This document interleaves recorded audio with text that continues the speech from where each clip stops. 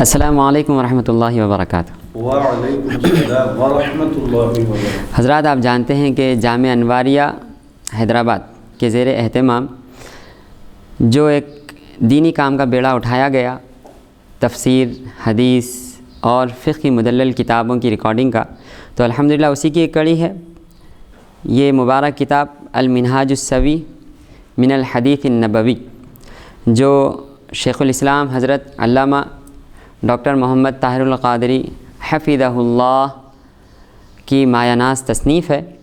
تو اس میں جو احادیث شریفہ ہیں، جو صحیحہ ستہ کی احادیث ہیں، تو ہم اس کا درس آپ کے سامنے پیش کر رہے ہیں۔ الحمدللہ اب تک ہماری 21 احادیث مکمل ہو چکی ہیں۔ اب آئیں ہم فصل فی الاسلام، یعنی اسلام کا بیان، یہ فصل شروع کرتے ہیں۔ اللہم صلی علی سیدنا محمد وعلی آل سیدنا محمد وبارک وسلم۔ بسم اللہ الرحمن الرحیم۔ عن ابن عمر رضی اللہ تعالی عنہما قال قال رسول اللہ صلی اللہ علیہ وآلہ وسلم بنی الاسلام علی خمس شہادت ان لا الہ الا اللہ وان محمدا رسول اللہ واقام الصلاة وایتاء الزکاة والحج وصوم رمضان، متفق علیہ۔ ترجمہ: حضرت عبداللہ ابن عمر رضی اللہ تعالی عنہما سے روایت ہے کہ حضور نبی اکرم صلی اللہ علیہ وآلہ وسلم نے فرمایا، اسلام کی بنیاد 5 چیزوں پر ہے۔ یہ گواہی دینا کہ اللہ تعالیٰ کے سوا کوئی معبود نہیں، اور یہ کہ محمد صلی اللہ علیہ وآلہ وسلم اللہ تعالیٰ کے رسول ہیں، اور نماز قائم کرنا، زکوٰۃ ادا کرنا، حج کرنا اور رمضان کے روزے رکھنا۔ اب اس کے بارے میں ہم ذرا سی تشریح دیکھیں گے کہ حضور پاک صلی اللہ علیہ وآلہ وسلم نے اب اسلام کے بارے میں بیان فرمایا۔ تو سب سے پہلے یہ دیکھیں کہ اسلام اور ایمان میں کچھ فرق ہے۔ کثیر علماء نے یہ فرمایا کہ نہیں، کوئی فرق نہیں، بلکہ نام کا فرق ہے، لیکن اکثر اور معتبر رائے یہ ہے کہ اسلام کہا جاتا ہے ظاہری اعمال کو، اور ایمان کہا جاتا ہے دل کے عقیدے کو، یعنی جو عقیدہ دل میں راسخ ہو جائے وہ ایمان ہے، اور بظاہر جو اعضاء و جوارح سے ظاہر ہو وہ اسلام ہے۔ اب دیکھیں، اس حدیث شریف میں حضور پاک صلی اللہ علیہ وآلہ وسلم نے فرمایا کہ اسلام کی بنیاد 5 چیزوں پر ہے۔ 5 چیزوں پر ہی کیوں؟ 7 بھی ہو سکتے تھے، 10 بھی ہو سکتی تھی، 100 بھی ہو سکتی تھی، یا 2 بھی ہو سکتی تھی، لیکن 5 ہی کیوں فرمایا گیا؟ تو ہاں، اس کے بارے میں دیکھیں، عبادات 5 طرح کی ہوتی ہیں۔ وہ کیسے؟ یا تو عبادت صرف قولی ہوگی، قول کے ذریعے، یا عبادت صرف بدنی ہوگی، یا پھر عبادت قولی اور بدنی دونوں ملا کر ہوگی۔ نمبر 4، یا پھر عبادت صرف مالی ہوگی۔ نمبر 5، عبادت مالی اور بدنی دونوں ملا کر ہوں گی۔ کیسے؟ اس کی تفصیل یہ ہے کہ صرف قولی عبادت شہادت ہے، یعنی اللہ تعالیٰ کی وحدانیت کی گواہی دینا اور حضور پاک صلی اللہ علیہ وآلہ وسلم کے رسالت کی گواہی دینا، یہ قولی عبادت ہو گئی۔ اب رہا صرف بدنی عبادت، تو وہ ہے روزہ، کہ روزے کے اندر صرف اور صرف انسان کا بدن مشغول ہوتا ہے، اس کے قول کی کوئی ضرورت نہیں پڑتی روزے کے لیے، روزے کی پوری عبادت کے لیے۔ تو لہٰذا یہ 2 طرح کی بات ہوں گی۔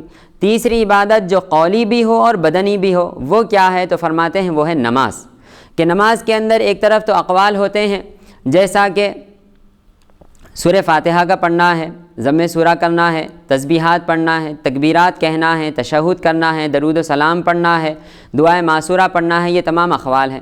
افعال، تکبیر تحریمہ ہے، قیام ہے، رکوع ہے، سجود ہے، قعود ہے، سلام پھیرنا ہے، یہ تمام بدن کے افعال ہوئے۔ لہٰذا اقوال اور افعال کو جو ملا کر عبادت ہوتی ہے وہ ہے نماز، لہٰذا یہ تیسری عبادت ہوئی۔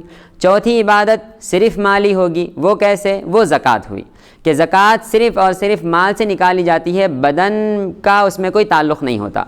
5ویں عبادت مالی اور بدنی دونوں ملا کر ہوگی۔ مالی اور بدنی دونوں چیزوں کا ضرورت کہ کون سی عبادت میں پڑتی ہے؟ تو فرماتے ہیں وہ ہے حج، کہ حج بیت اللہ کرنے کے لیے انسان کو جہاں جسم سے ارکان ادا کرنے پڑتے ہیں وہیں اپنا مال خرچ کر کے وہاں جانا بھی پڑتا ہے، قربانی بھی دینی پڑتی ہے اور تمام اس کے اخراجات بھی آتے ہیں۔ لہٰذا یہ جب 5 طرح کی عبادت اسلام میں ہے تو اسی لیے حضور پاک صلی اللہ علیہ وآلہ وسلم نے ان 5 چیزوں کو اسلام کی بنیاد فرمایا ہے کہ دیکھیں سب سے پہلے لا الہ الا اللہ محمد رسول اللہ کلمہ ہے جو صرف قولی عبادت ہو گئی۔ اس کے بعد پیارے آقا نے نماز کے بارے میں بیان فرمایا اور نماز ہے قولی اور فعلی دونوں کا مجموعہ۔ پھر اس کے بعد پیارے آقا صلی اللہ علیہ وسلم نے زکوٰۃ کے بارے میں فرمایا، زکوٰۃ ہے صرف مالی عبادت۔ پھر حج کے بارے میں ہے اور حج ہے مالی اور بدنی عبادت، اور روزہ تو وہ ہے صرف اور صرف بدنی عبادت۔ اب ایک اور بات اس حدیث شریف میں کہ دیکھیں اس حدیث شریف میں کچھ الفاظ تقدیم و تاخیر کے ساتھ آئے ہیں، جیسا کہ حج کو سب سے اخیر میں ہونا چاہیے تھا، 4تھے نمبر پر آ گیا، اور روزے کو 5ویں نمبر پر رکھا گیا۔ اس کی کیا وجہ ہے؟ تو فرماتے ہیں حدیث شریف کی جو روایت کی جاتی ہے وہ 2 طرح روایت کی جاتی ہے، ایک بالالفاظ اور دوسرا بالمعنی، یعنی حدیث بالالفاظ، حدیث بالمعنی۔ حدیث بالالفاظ کا مطلب یہ ہے کہ حضور پاک صلی اللہ علیہ وآلہ وسلم سے جیسے الفاظ جس ترتیب سے سنے جائیں آگے انہی الفاظ کو اسی ترتیب سے بیان کر دیا جائے، یہ حدیث بالالفاظ۔ اب رہا حدیث بالمعنی، یعنی حضور پاک صلی اللہ علیہ وآلہ وسلم سے ایک مضمون انہوں نے سن لیا کسی صحابی نے، اب اس مضمون کو اپنے الفاظ میں کچھ تقدیم و تاخیر کے ساتھ آگے بیان کر دیا تو اس کو حدیث بالمعنی کہا جاتا ہے۔ اور اس حدیث شریف کے بارے میں فرماتے ہیں کہ یہ حدیث بالمعنی ہے کہ جس میں تقدیم و تاخیر بھی آ گئی ہے۔ اب چلیں آگے چلتے ہیں ہم حدیث نمبر 23 کی طرف۔ عن سمرة رضی اللہ عنہ قال قال رسول اللہ صلی اللہ علیہ وآلہ وسلم اقیموا الصلاة وآتوا الزکاة وحجوا واعتمروا واستقیموا یستقم بکم، رواہ الطبرانی۔ حضرت سمرہ رضی اللہ تعالیٰ عنہ روایت کرتے ہیں کہ حضور نبی اکرم صلی اللہ علیہ وآلہ وسلم نے فرمایا نماز قائم کرو، زکوٰۃ ادا کرو، حج اور عمرہ کرو، استقامت اختیار کرو، تمہیں استقامت دی جائے گی۔ اب اس کے اندر 2 چیزوں کا اضافہ ہے، یعنی وہ کیا ہے؟ ایک تو عمرہ اور دوسرا استقامت۔ تو استقامت کے اوپر ہمارا پچھلے نشستوں میں بیان ہو چکا ہے کہ استقامت کس کو کہا جاتا ہے، وہ کیا ہے۔ اور عمرہ تو فرماتے ہیں عمرہ فرض نہیں ہے بلکہ کسی کو استطاعت ہے تو ایک عمرہ واجب ہے، وہ عمرہ واجب کر لیں، اس کے بعد سے پھر اب اس کے اوپر عمرے مستحب ہو جائیں گے۔ تو فرماتے ہیں حضور پاک صلی اللہ علیہ وآلہ وسلم نے اس حدیث شریف میں بنیاد وغیرہ کی کوئی ذکر نہیں فرمایا بلکہ نماز اسلام کے لیے جو چیزیں ضروری ہیں ان کا بیان فرما دیا ہے۔ جیسا کہ دیکھیں قرآن مجید میں بھی اللہ تعالیٰ نے بارہا فرمایا اقیموا الصلاۃ وآتوا الزکاۃ۔ اکثر قرآن مجید کا یہ اسلوب رہا ہے کہ نماز کو زکوٰۃ کے ساتھ بیان کیا جاتا ہے اس کی اہمیت کی خاطر۔ اسی طرح دیکھیں قرآن مجید میں نماز کی جو تاکید کی گئی ہے وہ 700 مرتبہ تاکید کی گئی ہے کہ نماز پڑھو، نماز قائم کرو۔ اور پھر فرماتے ہیں زکوٰۃ کے بارے میں قرآن مجید میں 150 مرتبہ حکم دیا گیا ہے کہ زکوٰۃ ادا کرو۔ تو لہٰذا بے انتہا ضروری عبادتیں ہیں۔ اب ایک بات یہ ہم ایک اور دیکھیں گے کہ یہاں پر اقرأوا الصلاۃ یا ادوا الصلاۃ نہیں فرمایا گیا بلکہ اقیموا الصلاۃ فرمایا گیا، نماز قائم کرو۔ تو ادا کرنے کے معنی کیا ہیں اور قائم کرنے کے معنی کیا ہیں؟ تو فرماتے ہیں ادا تو ہر چیز ہو جاتی ہے لیکن قائم کرنا اس کا مفہوم بہت وسیع ہے۔ وہ یہ ہے کہ اگر کسی چیز کو اس کے تمام شرائط کا لحاظ رکھتے ہوئے، اس کے ارکان کا لحاظ رکھتے ہوئے، اس کے ساتھ ساتھ اس کے تمام مستحبات، اس کے آداب، اس کے جتنے طریقے ہیں ان سب کو بروئے کار لاتے ہوئے اس کے پھر وقت کے اندر وقت کا لحاظ کرتے ہوئے پھر جماعت کے ساتھ پڑھنے کو اقام الصلاۃ کہا جاتا ہے۔ اگر آپ ان چیزوں کی پابندی نہیں کریں گے کہ نماز ہمیشہ قضا ہو رہی ہے یا پھر اس کے سنتوں کی طرف نہیں دیکھا جا رہا ہے یا آداب کی طرف آداب کو ملحوظ نہیں رکھا جا رہا ہے اور پھر پڑھی جا رہی ہے تو وہ حقیقتاً اقامت صلاح نہیں ہوگی۔ اقامت صلاح کے لیے تمام نماز کے جو ارکان ہیں آپ اس کے اوپر بھی دھیان دیں، پھر اس کے بعد نماز کے جو شرائط ہیں اس کے اوپر بھی آپ توجہ دیں، پھر اس کے ساتھ ساتھ نماز میں جو سنتیں ہیں، مستحبات ہیں، پھر واجبات ہیں، پھر اس کے ساتھ ساتھ نماز کے جو آداب ہیں، پھر اس کے بعد جو نماز کا وقت مقرر ہے، پھر مردوں کے لیے جو جماعت کا حکم دیا گیا ہے، یہ ساری چیزوں کو اگر آپ ملحوظ رکھتے ہوئے نماز پڑھیں گے تو ایسی نماز کو اقامت صلاح کہا جاتا ہے۔ لیکن صوفیہ کے پاس تو یہ وسیع مفہوم ہے. فرماتے ہیں اقامت صلاح ظاہری ایک ہوتا ہے اور باطنی ایک ہوتا ہے. ظاہری اقامت صلاح تو یہ تمام شرائط کو ملحوظ رکھنا ہے، اور باطنی اقامت صلاح کیا ہے؟ انسان ما سوی اللہ سے بے توجہ ہو کر پوری طرح اللہ تعالیٰ کی طرف متوجہ ہو جائے اور پوری طرح نماز میں مراقبے میں غرق ہو جائے. یہ کیفیت طاری ہو جائے کہ مراقبے میں جب اس کے پختگی آ جائے گی تو نماز میں کھڑے ہوتے ہی اس کو مشاہدہ نصیب ہو جائے. حقیقتاً یہ ہے اقامت صلاح. لہٰذا اللہ تعالی ہم سب کو نماز قائم کرنے کی توفیق عطا فرمائے. حدیث نمبر 24 کی طرف چلتے ہیں. عن عمرو بن مرة الجهني رضی اللہ عنہ قال جاء رسول الله صلی اللہ علیہ وآلہ وسلم رجل من قضاعة فقال له یا رسول اللہ أرأيت إن شهدت أن لا إله إلا الله وأنك رسول الله وصليت الصلوات الخمس وصمت الشهر وقمت رمضان وآتيت الزكاة فقال النبي صلى الله عليه وآله وسلم من مات على هذا كان من الصديقين والشهداء رواه ابن خزیمہ وابن حبان والبیہقی. حضرت عمر بن مرہ جہنی رضی اللہ تعالیٰ عنہ نے بیان کیا کہ قبیلہ قضاعہ کے ایک شخص نے رسول اللہ صلی اللہ علیہ وآلہ وسلم کی خدمت میں حاضر ہو کر آپ صلی اللہ علیہ وآلہ وسلم سے عرض کیا، یا رسول اللہ آپ اس بارے میں کیا فرماتے ہیں؟ اگر میں گواہی دوں کہ اللہ تعالیٰ کے سوا کوئی معبود نہیں اور آپ اللہ تعالیٰ کے سچے رسول ہیں، 5 نمازیں پڑھوں، ماہ رمضان کے روزے بھی رکھوں اور اس ماہ میں قیام بھی کروں اور زکوٰۃ بھی ادا کروں، تو حضور نبی اکرم صلی اللہ علیہ وآلہ وسلم نے فرمایا جو شخص اس حالت میں فوت ہو جائے وہ روز قیامت صدیقوں اور شہیدوں میں سے ہوگا. سبحان اللہ. تو دیکھیں اس کے اندر دونوں چیزوں کی بات ہو رہی ہے، ایک تو عقیدہ، دوسرا عمل. کہ وہ صحابی نے صرف یہ نہیں فرمایا کہ صرف میں لا الہ الا اللہ پڑھ لوں تو یا رسول اللہ کیا ہوگا. ہاں لا الہ الا اللہ پڑھنے سے انسان مومن ہو جائے گا، مسلمان ہو جائے گا، لیکن جب تک اعمال نہیں بجا لائے گا اس وقت تک یہ کیسے معلوم ہے کہ یہ واقعتاً مسلمان ہے، یہ واقعتاً مومن ہے. لہٰذا اسلام میں اعمال کی بھی بے انتہا اہمیت ہے. کسی کو اعمال کی طرف سے بے توجہی نہیں کرنی چاہیے. دیکھیں ہم کاروبار کرتے ہیں، کام کرتے ہیں، اس میں سے ہمیں چاہیے کہ ہم کچھ وقت اللہ تعالیٰ کی عبادت کے لیے بھی نکال لیں.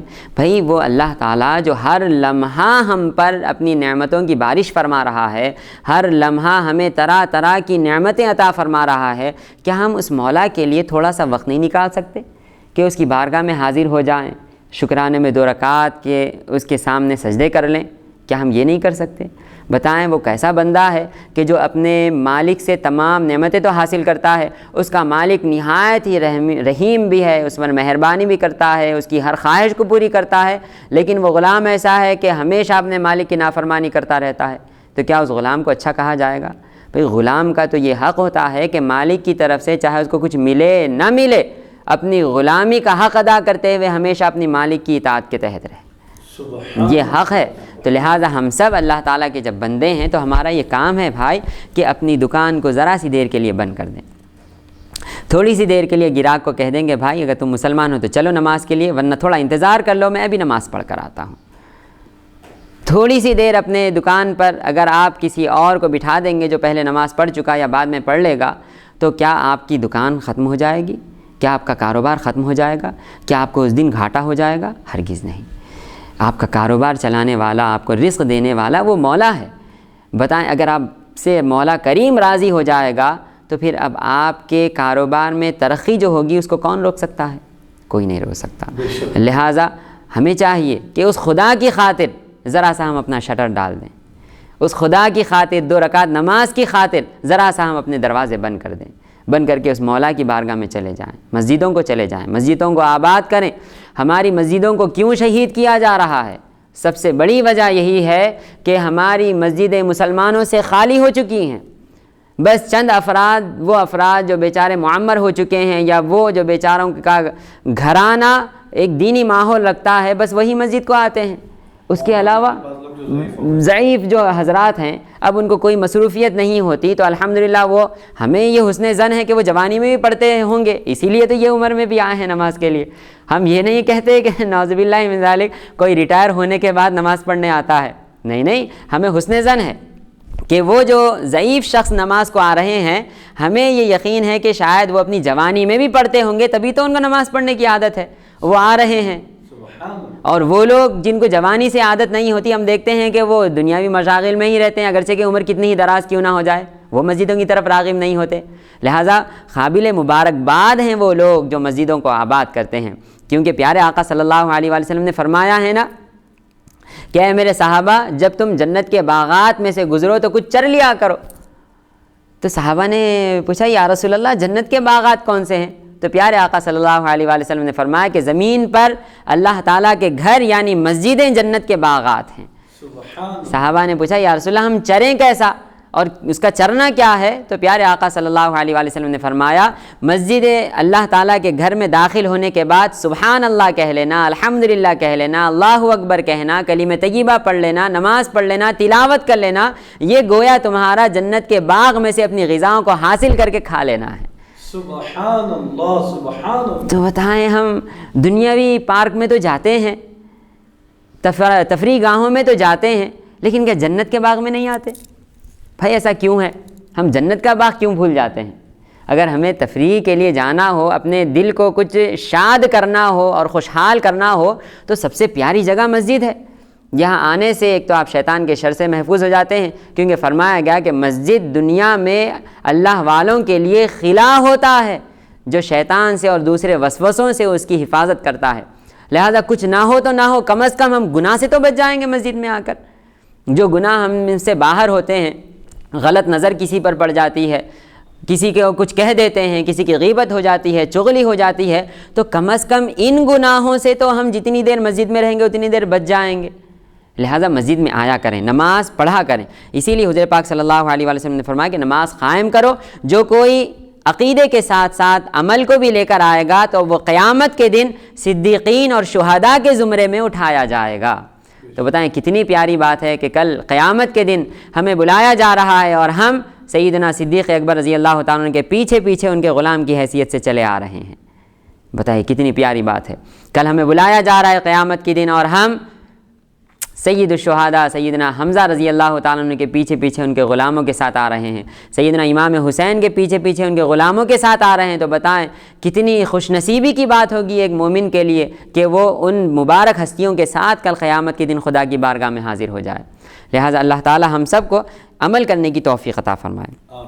حدیث نمبر 25 عن ابی الدرداء رضی اللہ عنہ قال قال رسول اللہ صلی اللہ علیہ وآلہ وسلم خمس من جاء بهن مع ایمان دخل الجنہ من حافظ على الصلوات الخمس على وضوئهن وركوعهن وسجودهن ومواقيتهن وصام رمضان وحج البيت إن استطاع إليه سبيلا وأعطى الزكاة طيبة بها نفسه وأدى الأمانة رواہ ابو داؤد والطبرانی باسناد حسن۔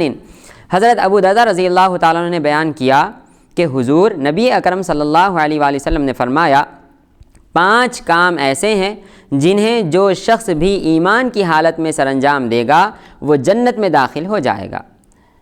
جو شخص وضو، رکوع، سجود اور اوقات کا خیال رکھ کر 5 وقت کی نماز کی پابندی کرے اور رمضان کے روزے رکھے اور اگر استطاعت ہو تو بیت اللہ کا حج کرے اور زکوٰۃ ادا کر کے اپنے نفس کی پاکیزگی کا سامان کرے اور امانت ادا کرے۔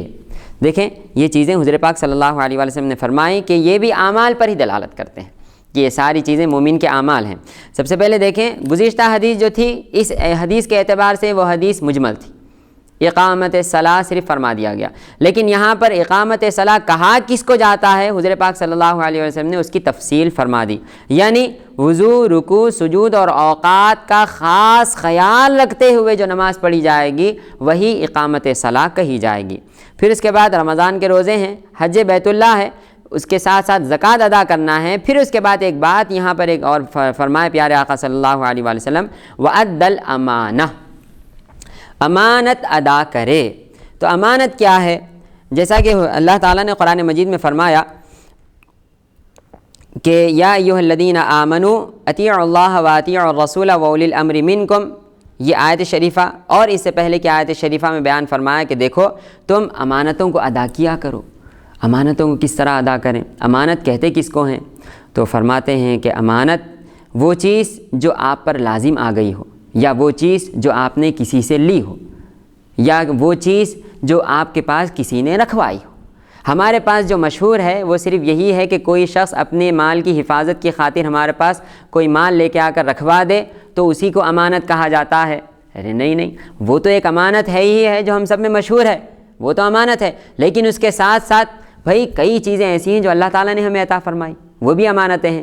جیسا کہ بزرگان دین فرماتے ہیں کہ یہ آنکھ امانت ہے، یہ زبان امانت ہے، کان امانت ہے، ہاتھ پیر امانت ہے، ہمارے اعضاء و جوارح سب کچھ اللہ تعالیٰ کی امانت ہے جو ہمیں دی گئی ہیں کہ ہم اس کی حفاظت کریں۔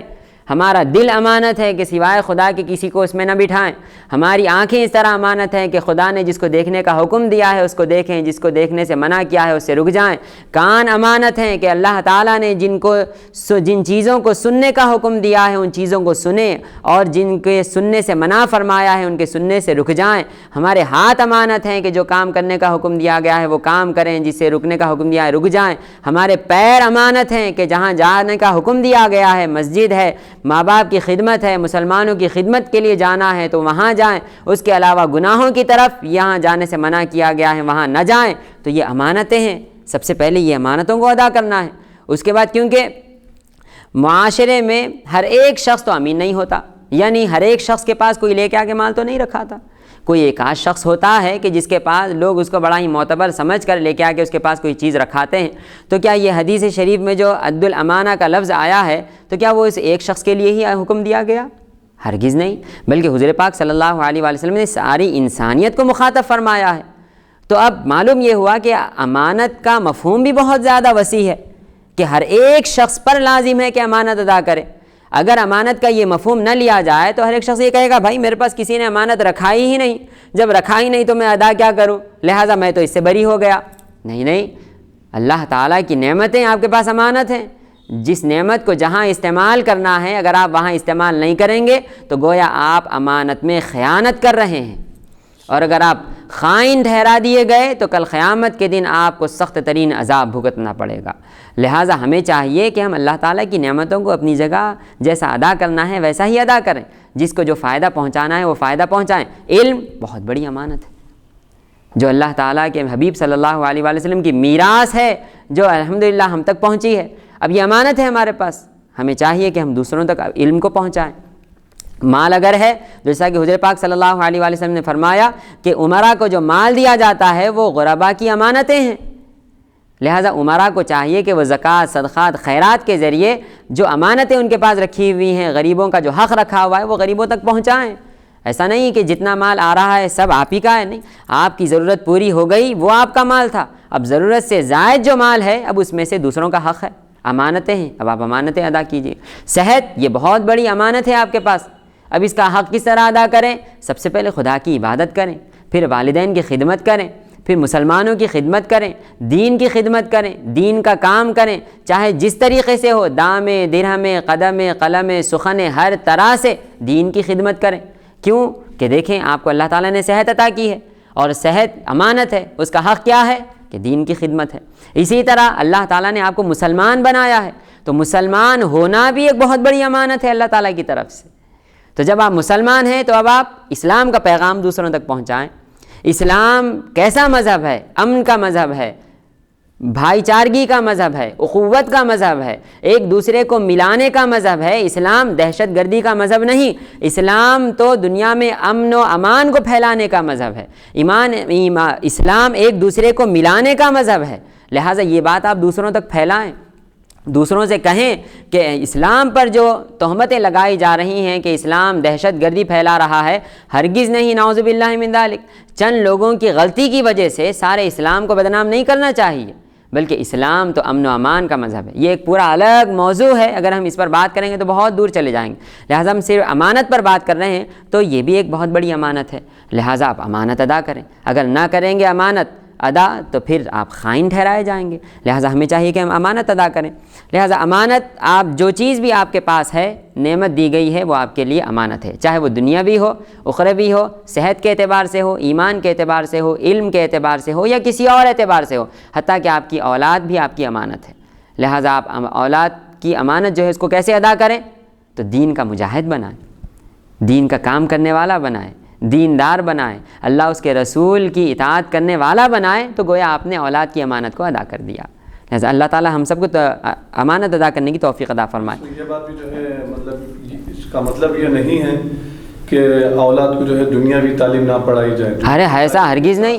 دنیاوی تعلیم کے ساتھ ساتھ بچوں کے بہتر مستقبل کے ساتھ ساتھ جو ہے اللہ و رسول کی مکمل اطاعت کرنے والا بنا۔ بے شک دنیا اس کا مطلب یہ ہرگز نہیں ہے کہ ہرگز نہیں ہے، بلکہ حضور پاک صلی اللہ علیہ وآلہ وسلم نے بھائی خود التزام فرمایا تھا کہ جو جنگ بدر میں جو قید ہو کر آئے تھے اور وہ فدیہ دینے کی حالت میں نہیں تھے، تو اب حضور پاک صلی اللہ علیہ وآلہ وسلم نے ان میں سے پوچھا کہ کون زبان جانتا ہے، لکھنا پڑھنا جانتا ہے، چاہے وہ کوئی بھی زبان ہو، چاہے یہودیوں کی زبان ہو یا نصرانیوں کی، اس سے کوئی مطلب نہیں تھا۔ تو جب انہوں نے کہا کہ ہم یہ زبان جانتے ہیں، تو پیارے آقا صلی اللہ علیہ وسلم نے فرمایا کہ ٹھیک ہے، یہ صحابی کو تم زبان سکھا دو، تمہارا فدیہ ہو گیا، تم آزاد ہو۔ سبحان۔ تو اس قدر حضور پاک صلی اللہ علیہ وآلہ وسلم نے علم کی اہمیت بتائی ہے۔ ہم نے پہلی نشست میں غالباً اس پر گفتگو کی تھی کہ علم کس طرح حاصل کرنا چاہیے اور دنیاوی علم بھی ضروری ہے۔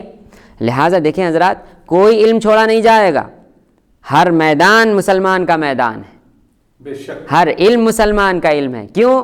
علم صفت ہے اللہ تعالیٰ کی، علم اللہ تعالیٰ کی صفت ہے، چاہے وہ کسی بھی زبان میں ہو، کسی بھی مذہب میں ہو، کسی بھی طریقے کا ہو، وہ علم ہے اور سیکھنا چاہیے، سوائے ان علوم کے جس سے شریعت نے روک دیا ہے، جیسا کہ جادو بھی اگرچہ کہ علم ہے لیکن شریعت نے روک دیا ہے کہ بھائی آپ جادو حاصل نہ کریں۔ اگر آپ جادو سیکھیں گے تو خود بھی گناہ گار ہوں گے، سکھائیں گے تو بھی گناہ گار ہوں گے، اور اگر اس کو حق جان کر سیکھیں گے تو کافر ہو جائیں گے۔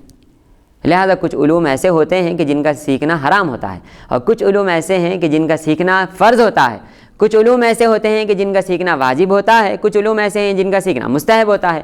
لہذا ہر مسلمان کے لیے اتنا سیکھنا تو فرض ہے کہ اللہ تعالیٰ کی شان کیا ہے، حضور پاک صلی اللہ علیہ وآلہ وسلم کی شان کیا ہے، پھر دین و اسلام کیسا مذہب ہے، اس کی عبادتیں کیا کیا ہے اور عبادت کس طرح ادا کی جائے، ان کا طریقہ کیا ہے۔ اتنا سیکھنا تو ہر مسلمان پر فرض ہے، اتنا سیکھنا۔ اس کے علاوہ کا جو کچھ ہے، جیسا آپ طویل بحثوں میں جا کر تمام جزئیات سے واقفیت وغیرہ، یہ فرض کفایہ ہے، کچھ لوگ بھی اگر سیکھ لیں تو سب کے ذمے سے ساقط ہو جائے گا۔ اسی طرح دنیاوی علوم بھی ہیں کہ اگر آپ دنیا میں ترقی کرنا چاہ رہے ہیں تو علوم سیکھیں، اگر نہ سیکھیں تو آپ گناہ گار نہیں ہوں گے۔ لیکن اس قدر علم کہ جس کی وجہ سے عبادتیں کی جاتی ہیں، اگر وہ نہ سیکھیں گے تو گناہ گار ہوں گے۔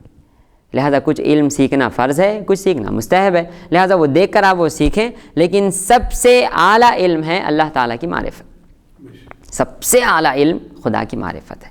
لہذا بندہ نواز رحمۃ اللہ تعالیٰ علیہ نے فرمایا کہ اپنے مریدین کو مخاطب کر کے فرماتے ہیں کہ تمہیں چاہیے کہ اس قدر علم حاصل کرو کہ جس سے تمہیں حرام اور حلال کی تمیز ہو جائے، حرام و حلال کی تمیز ہو جائے، عبادات کا طریقہ معلوم ہو جائے اور اچھے اور برے میں تمیز ہو جائے۔ بس اتنا علم حاصل کرنے کے بعد اب پوری طرح اللہ تعالیٰ کی عبادت میں، ریاضت میں، مجاہدات میں لگ جاؤ تاکہ اس کی معرفت حاصل ہو جائے، کیونکہ حقیقی علم جو ہے وہ علم ہے علم معرفت، کہ جس کسی کو اللہ تعالیٰ کی معرفت حاصل ہو جائے تو سمجھیں اس کو دنیا عقبہ ہر چیز اس کو حاصل ہو گئی، اور جس کسی کو معرفت ہی حاصل نہیں ہوئی تو پھر اس میں اور ایک جاہل میں فرق کیا رہا۔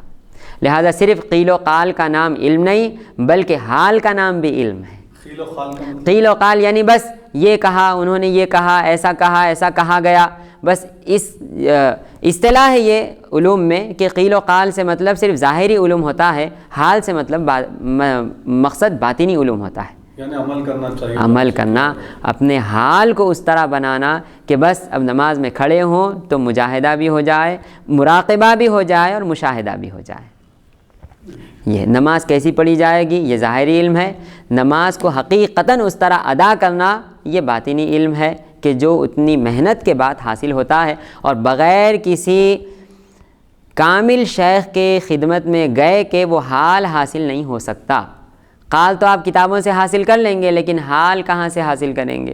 حال کے لیے کوئی حال والا ہی چاہیے۔ سبحان اللہ۔ جب تک کہ کوئی حال والا آپ کو نہ ملے اس وقت تک آپ کو حال حاصل نہیں ہو سکتا، کیونکہ یہ حال ایک کیفیت ہے، اور کیفیت کتاب نہیں بتا سکتی کہ کیفیت کیا ہوتی ہے۔ کتاب تو بس الفاظ بتائے گی لیکن کیفیت ایک دل والا بتائے گا کہ اس طرح کیفیت ہوتی ہے۔ لہٰذا اللہ تعالی ہم سب کو وہ کیفیت حاصل کرنے کی توفیق عطا فرمائے۔ اب اسی طرح دیکھیں حدیث نمبر 26 کی طرف ہم چلتے ہیں۔ عن ابن عباس رضی اللہ تعالی عنہما قال قال رسول اللہ صلی اللہ علیہ وآلہ وسلم من اقام الصلاة وآتى الزکاة وحج البیت وصام رمضان وقر الضیف دخل الجنہ، رواہ الطبرانی والبیہقی۔ حضرت عبداللہ ابن عباس رضی اللہ تعالی عنہما نے بیان کیا کہ رسول اللہ صلی اللہ علیہ وآلہ وسلم نے فرمایا، جس شخص نے نماز قائم کی، زکوٰۃ ادا کی، بیت اللہ کا حج کیا، رمضان کے روزے رکھے اور مہمان نوازی کی، وہ جنت میں داخل ہو گیا۔ تو الحمدللہ ہم نے یہ تقریباً تمام چیزوں پر گفتگو کر لی ہے، اور مہمان نوازی کے بارے میں بھی ہم نے گزشتہ نشست میں اچھی طرح سیر حاصل بحث کی ہے۔ تو اس میں بھی حضور پاک صلی اللہ علیہ وآلہ وسلم اعمال کی طرف رغبت عطا فرما رہے ہیں کہ دیکھو تم لوگ صرف مسلمان ہو کر کلمہ پڑھ کر نہ بیٹھ جاؤ، بلکہ اعمال کی طرف بھی راغب ہوا کرو۔ حدیث نمبر 27 عن أسامة بن زيد بن حارثة رضي الله عنهما قال بعثنا رسول الله صلى الله عليه وآله وسلم إلى الحرقة من جهينة فصبحنا القوم فهزمناهم ولحقت أنا ورجل من الأنصار رجلا منهم فلما غشينا قال لا إله إلا الله فكف عنه الأنصاري وتعنته برمحي حتى قتلته قال فلما قدمنا بلغ ذلك النبي صلى الله عليه وآله وسلم فقال لي يا أسامة أقتلته بعدما قال لا إله إلا الله قال قلت يا رسول الله إنما كان متعوذا قال فقال أقتلته بعدما قال لا إله إلا الله قال فما زال يكررها علي حتى تمنيت أني لم أكن أسلمت قبل ذلك اليوم متفق عليه وفي رواية فدعاه فسأله فقال لما قتلته قال يا رسول الله أوجع في المسلمين وقتل فلانا وفلانا وسمى له نفرا وإني حملت عليه فلما رأى السيف قال لا إله إلا الله قال رسول الله صلى الله عليه وآله وسلم أقتلته قال نعم قال فكيف تصنع بلا إله إلا الله إذا جاءت يوم القيامة قال يا رسول الله استغفر لي قال وكيف تصنع بلا إله إلا الله إذا جاءت يوم القيامة قال فجعل لا يزيده على أن يقول كيف تصنع بلا إله إلا الله إذا جاءت يوم القيامة متفق عليه۔ حضرت اسامہ بن زید بن حارثہ رضی اللہ تعالیٰ عنہما روایت کرتے ہیں کہ رسول اللہ صلی اللہ علیہ وآلہ وسلم نے ہم نے جہاد کے لیے حرقہ کی طرف روانہ کیا، جو قبیلے جہینیہ کی ایک شاخ ہے۔ ہم صبح وہاں پہنچ گئے اور انہیں شکست دے دی۔ میں نے اور ایک انصاری نے مل کر اس قبیلے کے ایک شخص کو گھیر لیا۔ جب ہم اس پر غالب آ گئے تو اس نے کہا لا الہ الا اللہ۔ انصاری تو اس کی زبان سے کلمہ سن کر الگ ہو گیا، لیکن میں نے نیزہ مار کر اسے ہلاک کر ڈالا۔ جب ہم واپس آئے تو حضور نبی اکرم صلی اللہ علیہ وآلہ وسلم کو بھی اس واقعے کی خبر ہو چکی تھی۔ حضور نبی اکرم صلی اللہ علیہ وآلہ وسلم نے مجھے فرمایا اے اسامہ، تم نے اسے کلمہ پڑھنے کے بعد قتل کیا ہے؟ میں نے عرض کیا یا رسول اللہ، اس نے جان بچانے کے لیے کلمہ پڑھا تھا۔ آپ صلی اللہ علیہ وآلہ وسلم نے فرمایا تم نے اسے کلمہ پڑھنے کے بعد قتل کیا؟ حضور صلی اللہ علیہ وآلہ وسلم بار بار یہ کلمات دہرا رہے تھے، اور میں افسوس کر رہا تھا کہ کاش آج سے پہلے اسلام نہ لایا ہوتا۔ ایک اور روایت میں ہے حضور نبی اکرم صلی اللہ علیہ وآلہ وسلم نے حضرت اسامہ رضی اللہ تعالیٰ عنہ کو بلا کر دریافت کیا کہ تم نے اسے کیوں قتل کیا؟ عرض کیا یا رسول اللہ، اس نے مسلمانوں کو تکلیف دی۔ چند صحابہ کرام کا نام لے کر بتایا کہ فلاں فلاں کو اس نے شہید کیا۔ میں نے اس پر حملہ کیا، جب اس نے تلوار دیکھی تو فوراً کہا لا الہ الا اللہ۔ رسول اللہ صلی اللہ علیہ وآلہ وسلم نے فرمایا تم نے اسے قتل کر دیا؟ عرض کیا جی حضور۔ فرمایا جب روز قیامت لا الہ الا اللہ کا کلمہ آئے گا تو تم اس کا کیا جواب دو گے؟ عرض کیا یا رسول اللہ میرے لیے استغفار کیجیے۔ آپ صلی اللہ علیہ وآلہ وسلم نے پھر فرمایا جب روز قیامت لا الہ الا اللہ کا کلمہ آئے گا تو تم اس کا کیا جواب دو گے؟ حضور صلی اللہ علیہ وآلہ وسلم بار بار یہی کلمات دہراتے رہے کہ جب قیامت کے دن لا الہ الا اللہ کا کلمہ آئے گا تو اس کا کیا جواب دو گے؟ اللہ اکبر۔ دیکھیں اس حدیث شریف میں اسلام کی حقانیت اور اسلام کا امن و امان کی پوری تصویر کھنچ کر عالم کے سامنے آ گئی ہے۔ سبحان اللہ سبحان اللہ۔ جنگ چل رہی ہے، جنگ ہے، کفار کے خلاف لڑ رہے ہیں، صحابہ میں سے کئی صحابہ بھی شہید ہو چکے ہیں، ویسے موقع پر ایک شخص اپنے آپ کو بچانے کے لیے لا الہ الا اللہ محمد رسول اللہ پڑھ لیتا ہے، تو چونکہ صحابہ جنگ میں ہیں اور دیکھ رہے ہیں کہ وہ شخص تمام صحابہ کے خلاف لڑ رہا ہے اور کچھ کو اس نے شہید بھی کر دیا ہے، ایسے کو دیکھتے ہوئے بھی جب اس نے کلمہ پڑھا ہے تو چونکہ کلمہ اس نے ظاہر ہو رہا ہے کہ اپنے آپ کو بچانے کے لیے پڑھا ہے، تو وہ صحابی نے جب قتل کر دیا اس کو، تو اب سرکار دو عالم صلی اللہ علیہ وآلہ وسلم کیا فرما رہے ہیں؟ ذرا غور کریں۔ حضور فرما رہے ہیں کہ جب وہ کلمہ اپنے زبان سے پڑھ چکا تھا تو تم نے قتل کیوں کیا؟ سرکار یہ نہیں دیکھ رہے ہیں کہ اس نے کتنوں کو شہید کر دیا ہے، وہ خلاف لڑ رہا تھا، بلکہ پیارے آقا اسلام کو اور عالم کو یہ بتا رہے ہیں کہ دیکھو ہمارے پاس جان کی امان کی ایک ہی چیز ہے، اور وہ ہے کلمہ طیبہ، سبحان اللہ، کہ جو کوئی کلمہ طیبہ پڑھ لے گا وہ ہمارے تلوار سے امن پالے گا۔ اب نہ ہم اس کو قتل کریں گے، نہ اس کا خون بہائیں گے، نہ اس کا مال لوٹا جائے گا، نہ اس کے گھر والوں کو کوئی نقصان دیا جائے گا۔ کس بنا پر؟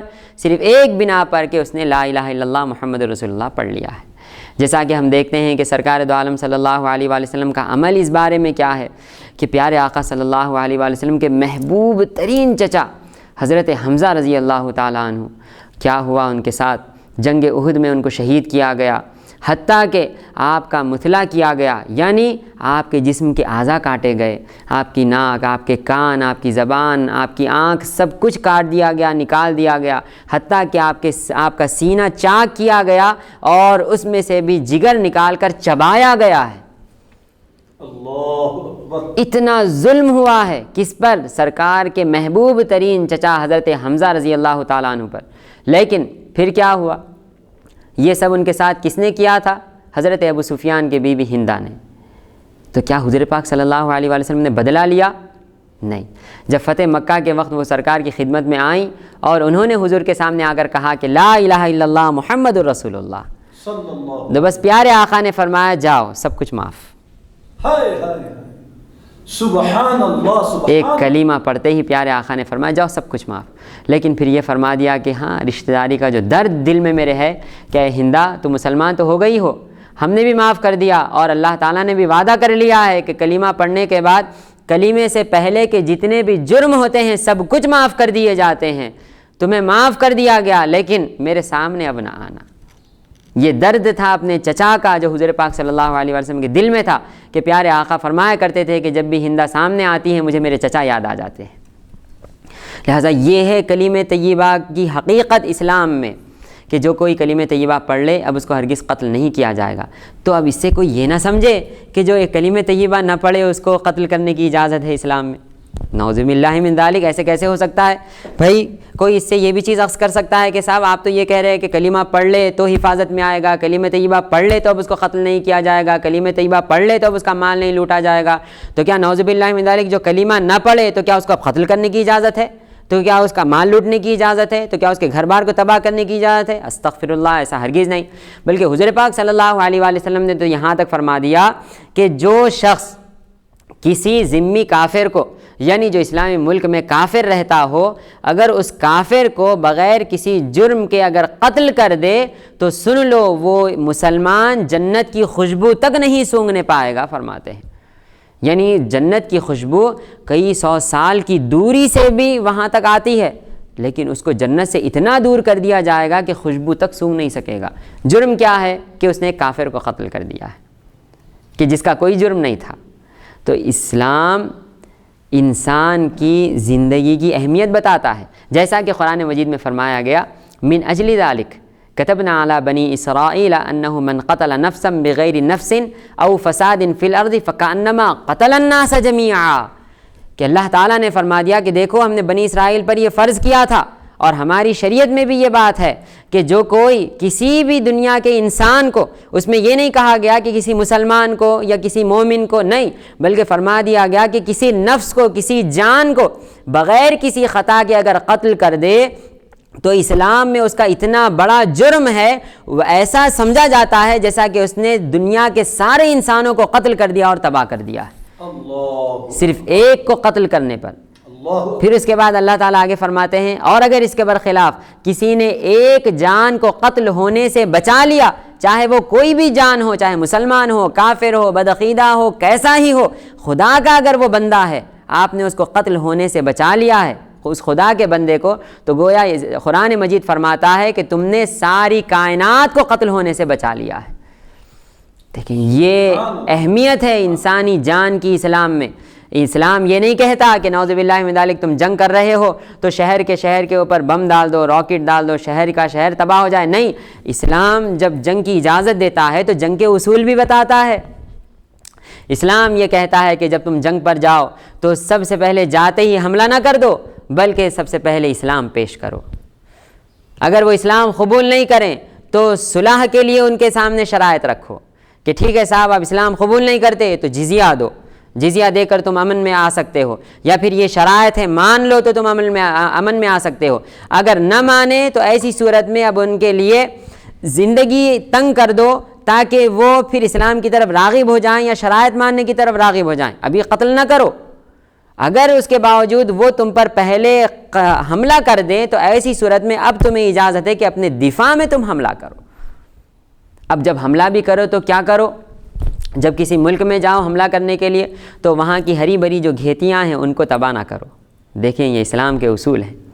اسلام کہتا ہے کہ وہاں کے پھلدار درختوں کو نہ کاٹو، جو بوڑھے ہیں جو جنگ میں شریک نہیں ہوئے ہیں ان کو قتل نہ کرو، عورتیں جو ہیں ان کو قتل نہ کرو، بچے جو ہیں جو ان کو قتل نہ کرو، نوجوان بھی ہیں لیکن وہ جنگ میں شریک نہیں ہیں تو ان کو بھی قتل نہ کرو، جنگ میں بھی جو شخص اپنا ہتھیار رکھ دے تو اب اس کو قتل نہ کرو، حتیٰ کہ جنگ کے ایسے ماحول میں جو اس حدیث شریف میں آیا ہے اپنے کو بچانے کے لیے ہی صحیح، اگر کوئی کلمہ طیبہ پڑھ لے تو اس کو بھی قتل نہ کرو۔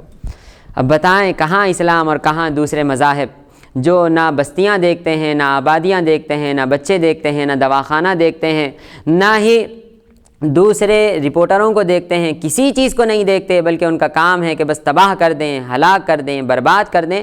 اسلام اس کی ہرگز اجازت نہیں دیتا اور نہ ہی اپنے ماننے والوں کو اس طرف راغب کرتا ہے۔ اور آج کل جو یہ بہت بڑی بدعت نکل گئی ہے کہ اپنے آپ پر بم باندھ کر آ کر ایک بھرے بازار میں اپنے آپ کو اڑا رہے ہیں اور کہہ رہے ہیں یہ جہاد ہے، کہ نعوذ باللہ من ذالک یہ کہاں کا جہاد ہے صاحب؟ کس اسلام نے ایسے جہاد کی اجازت دی ہے ذرا بتائیں؟ پیارے آقا صلی اللہ علیہ وآلہ وسلم نے تو فرمایا ہے کہ جنگ کے دوران اپنے آپ کو بچانے کے لیے جیسا ہیلا چاہو ویسا ہیلا اختیار کرو اور اپنے آپ کو بچاؤ۔ یہ کہاں کی جنگ ہوئی کہ اپنے آپ کو ہی اڑا لو اور پھر ایسی جگہ اڑا لو جہاں آپ کا دشمن نہیں ہے صاحب، آپ ہی کے لوگ ہیں، کلمہ پڑھنے والے مسلمان ہیں۔ کس کا بازار ہے وہ؟ بیچاری عورتیں خریداری کر رہی ہیں، بچے کھیل رہے ہیں، بڑے بیچ رہے ہیں، خرید رہے ہیں، وہ بیچارے کہاں آپ کے خلاف جنگ کر رہے ہیں؟ آپ کی لڑائی جس سے ہے آپ جا کر اس سے لڑو۔ اس سے لڑنا بھی ایسا ہے کہ اپنے آپ کو ہلاک مت کرو، بلکہ اگر واقعتاً وہ اسلام کا دشمن ہے اور آپ جنگ میں ہیں اور پوری شرائط پائی جا رہی ہیں تو اس کو ہلاک کرو۔ پورے شرائط پائے جانے کے بعد، یہ نہیں کہ تم سے لڑائی ہے گئے اس کو قتل کر دیے، نہیں، شرائط ہیں پورے۔ تو اسلام کسی کے قتل کی اجازت نہیں دیتا۔ اسلام اس میں جو ہے شیخ الحدیث جامع انواریہ مفتی محمد امین الدین صاحب قبلہ نے ترمذی شریف کے باب القتال میں وہ فرماتے ہیں کہ اگر اسلامی حکومت ہو، اسلامی بادشاہت ہو اور اسلامی خلافت ہو، بے شک اسلامی جمہوریت ہو، اس میں اگر کوئی کافر ذمہ اور جو ہے وہ بادشاہ سے اپنی جان کی حفاظت کا جو ہے ضمانت لے لے، گارنٹی لے لے، اور بادشاہ اس کو جو ہے حفاظت دے دے، امان دے دے، تو گویا فرماتے ہیں کہ وہ اللہ اور اس کے رسول کے امان میں ہوں گے۔ بے شک صحیح بات۔ اگر کوئی شخص اس کو قتل کرے گا تو اس کے بدلے میں اس مسلمان کو بھی قتل کر دیا جائے گا۔ اگر وہ اسلام میں اگر وہ تو رہا تھا لیکن بادشاہ کی جو ہے نا ضمانت نہیں لیا تھا، شیورٹی نہیں لیا تھا، حفاظت حاصل نہیں کی تھی، کسی وجہ سے اس کا قتل کر دیا جائے تو پھر اس کی وجہ سے مسلمان کو قتل نہیں کیا جائے گا، بلکہ جزیہ وغیرہ کچھ لے کے جو ہے چھوڑ دیا جائے گا، یا کچھ مہینے کی یا کچھ سال کی جو ہے سزا دی جائے گی، لیکن قتل نہیں کیا جائے گا۔ لیکن اگر وہ ضمانت لے لے، مسلم بادشاہ یا خلیفہ سے ضمانت لے لے، گارنٹی لے لے اپنی جان کی، اپنے مال کی، اور ضمانت اگر وہ حاصل کر لیتا ہے، اس کے بعد اگر کوئی مسلمان اس کو قتل کرتا ہے تو پھر اس کے بدلے اس مسلمان کو قتل کر دیا جائے گا، کیونکہ وہ اللہ اس کے رسول کی حفاظت میں تھا۔ صحیح بات۔ انشاءاللہ ہم اس پر بے شک ہم اس پر انشاءاللہ آگے قتال کا جو بیان آ رہا ہے اس پر ہم انشاءاللہ کلام کریں گے کہ کس کو کب قتل کیا جائے گا اور اس کا دیت اور فدیہ وغیرہ کتنا دیا جائے گا۔ غرض کہ اسلام دیکھیں ہرگز کسی کو قتل کرنے کی اجازت نہیں دیتا صاحب۔ قتل تو بہت بڑی چیز ہے، اگر کوئی کسی کو ذرا سی تکلیف پہنچا دے تو اس کا بھی بدلہ لیتا ہے اسلام۔ اگر کوئی کسی کی انگلی کاٹ دے تو جیسا کہ قرآن مجید نے فرمایا ان النفس بالنفس والعین بالعین والانف بالانف والاذن بالاذن والسن بالسن والجروح قصاص، سبحان اللہ، کہ سبحان اللہ۔ جان کے بدلے جان ہے، آنکھ کے بدلے آنکھ ہے، ناک کے بدلے ناک ہے، کان کے بدلے کان ہے، ہر عضو کے بدلے ایک عضو ہے۔ پھر اس کے بعد فرماتے ہیں اگر کوئی جرم کرے تو پھر اس کا قصاص بھی لیا جائے گا۔ لہٰذا اسلام کسی کو کھلا نہیں چھوڑتا کہ دنیا میں درندگی پھیلائی جائے۔ اگر اس کے پاس ایک راکٹ ڈالی جائے تو وہ ہزاروں راکٹ ڈال کے پوری بستی کی بستی کو اجاڑ رہے ہیں۔ بھائی مسلمان جو بیچارے معصوم عورتیں ہیں انہوں نے کب آپ کے اوپر راکٹ ڈالی ہے؟ جو بیچارے معصوم بچے ہیں انہوں نے کب آپ پر گولیاں چلائی ہیں جو آپ ان کو تباہ کر رہے ہیں؟ ہزاروں کی تعداد میں ان کو قتل کر رہے ہیں۔ کہاں کی انسانیت ہے یہ؟ کس اسلام نے سکھایا ہے یہ؟ کس مذہب نے سکھایا ہے؟ چلیے اسلام کو رکھیے ایک طرف، اب دنیا کے کسی مذہب کی بات کیجئے، کیا کسی مذہب نے سکھایا ہے کہ نہتوں کو قتل کیا جائے؟ دنیا کے کسی مذہب نے بتائیں، چاہے وہ یہودیت ہو، چاہے نصرانیت ہو، چاہے بدھزم ہو، چاہے یہاں کا مشرکین کا مذہب ہو، کوئی بھی مذہب کی کسی بھی کتاب کو کھول کر دیکھ لیں، کیا کسی مذہب کے پیروکار نے جو حقیقتاً اپنی کتاب پڑھا ہوا ہو یہ کہہ سکتا ہے کہ ہاں ہمارے مذہب نے کہا ہے کہ جو تمہارے مذہب میں نہیں ہے اس کو قتل کر دو؟ ہرگز نہیں، نہتوں کو ہرگز قتل نہیں کرنا چاہیے۔ تو پھر کیسے قتل کیا جاتا ہے؟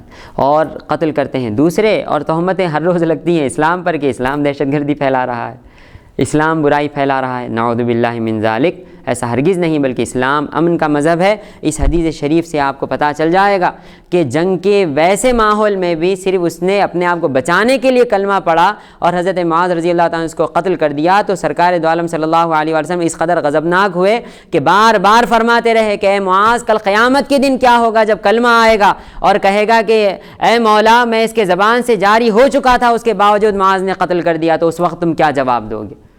ذرا بتائیں کیا جواب ہوگا اب ہمارے پاس کہ ہم جو کہتے ہیں کہ نہیں بھائی آزادی کہہ کر جس کو چاہے اس کو قتل کر دیتے ہیں۔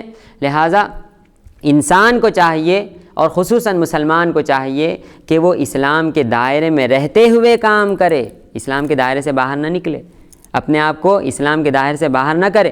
لہٰذا خودکشی کرنا کوئی اسلام اس کی اجازت نہیں دیتا، بلکہ خودکشی کرنا حرام حرام حرام ہے۔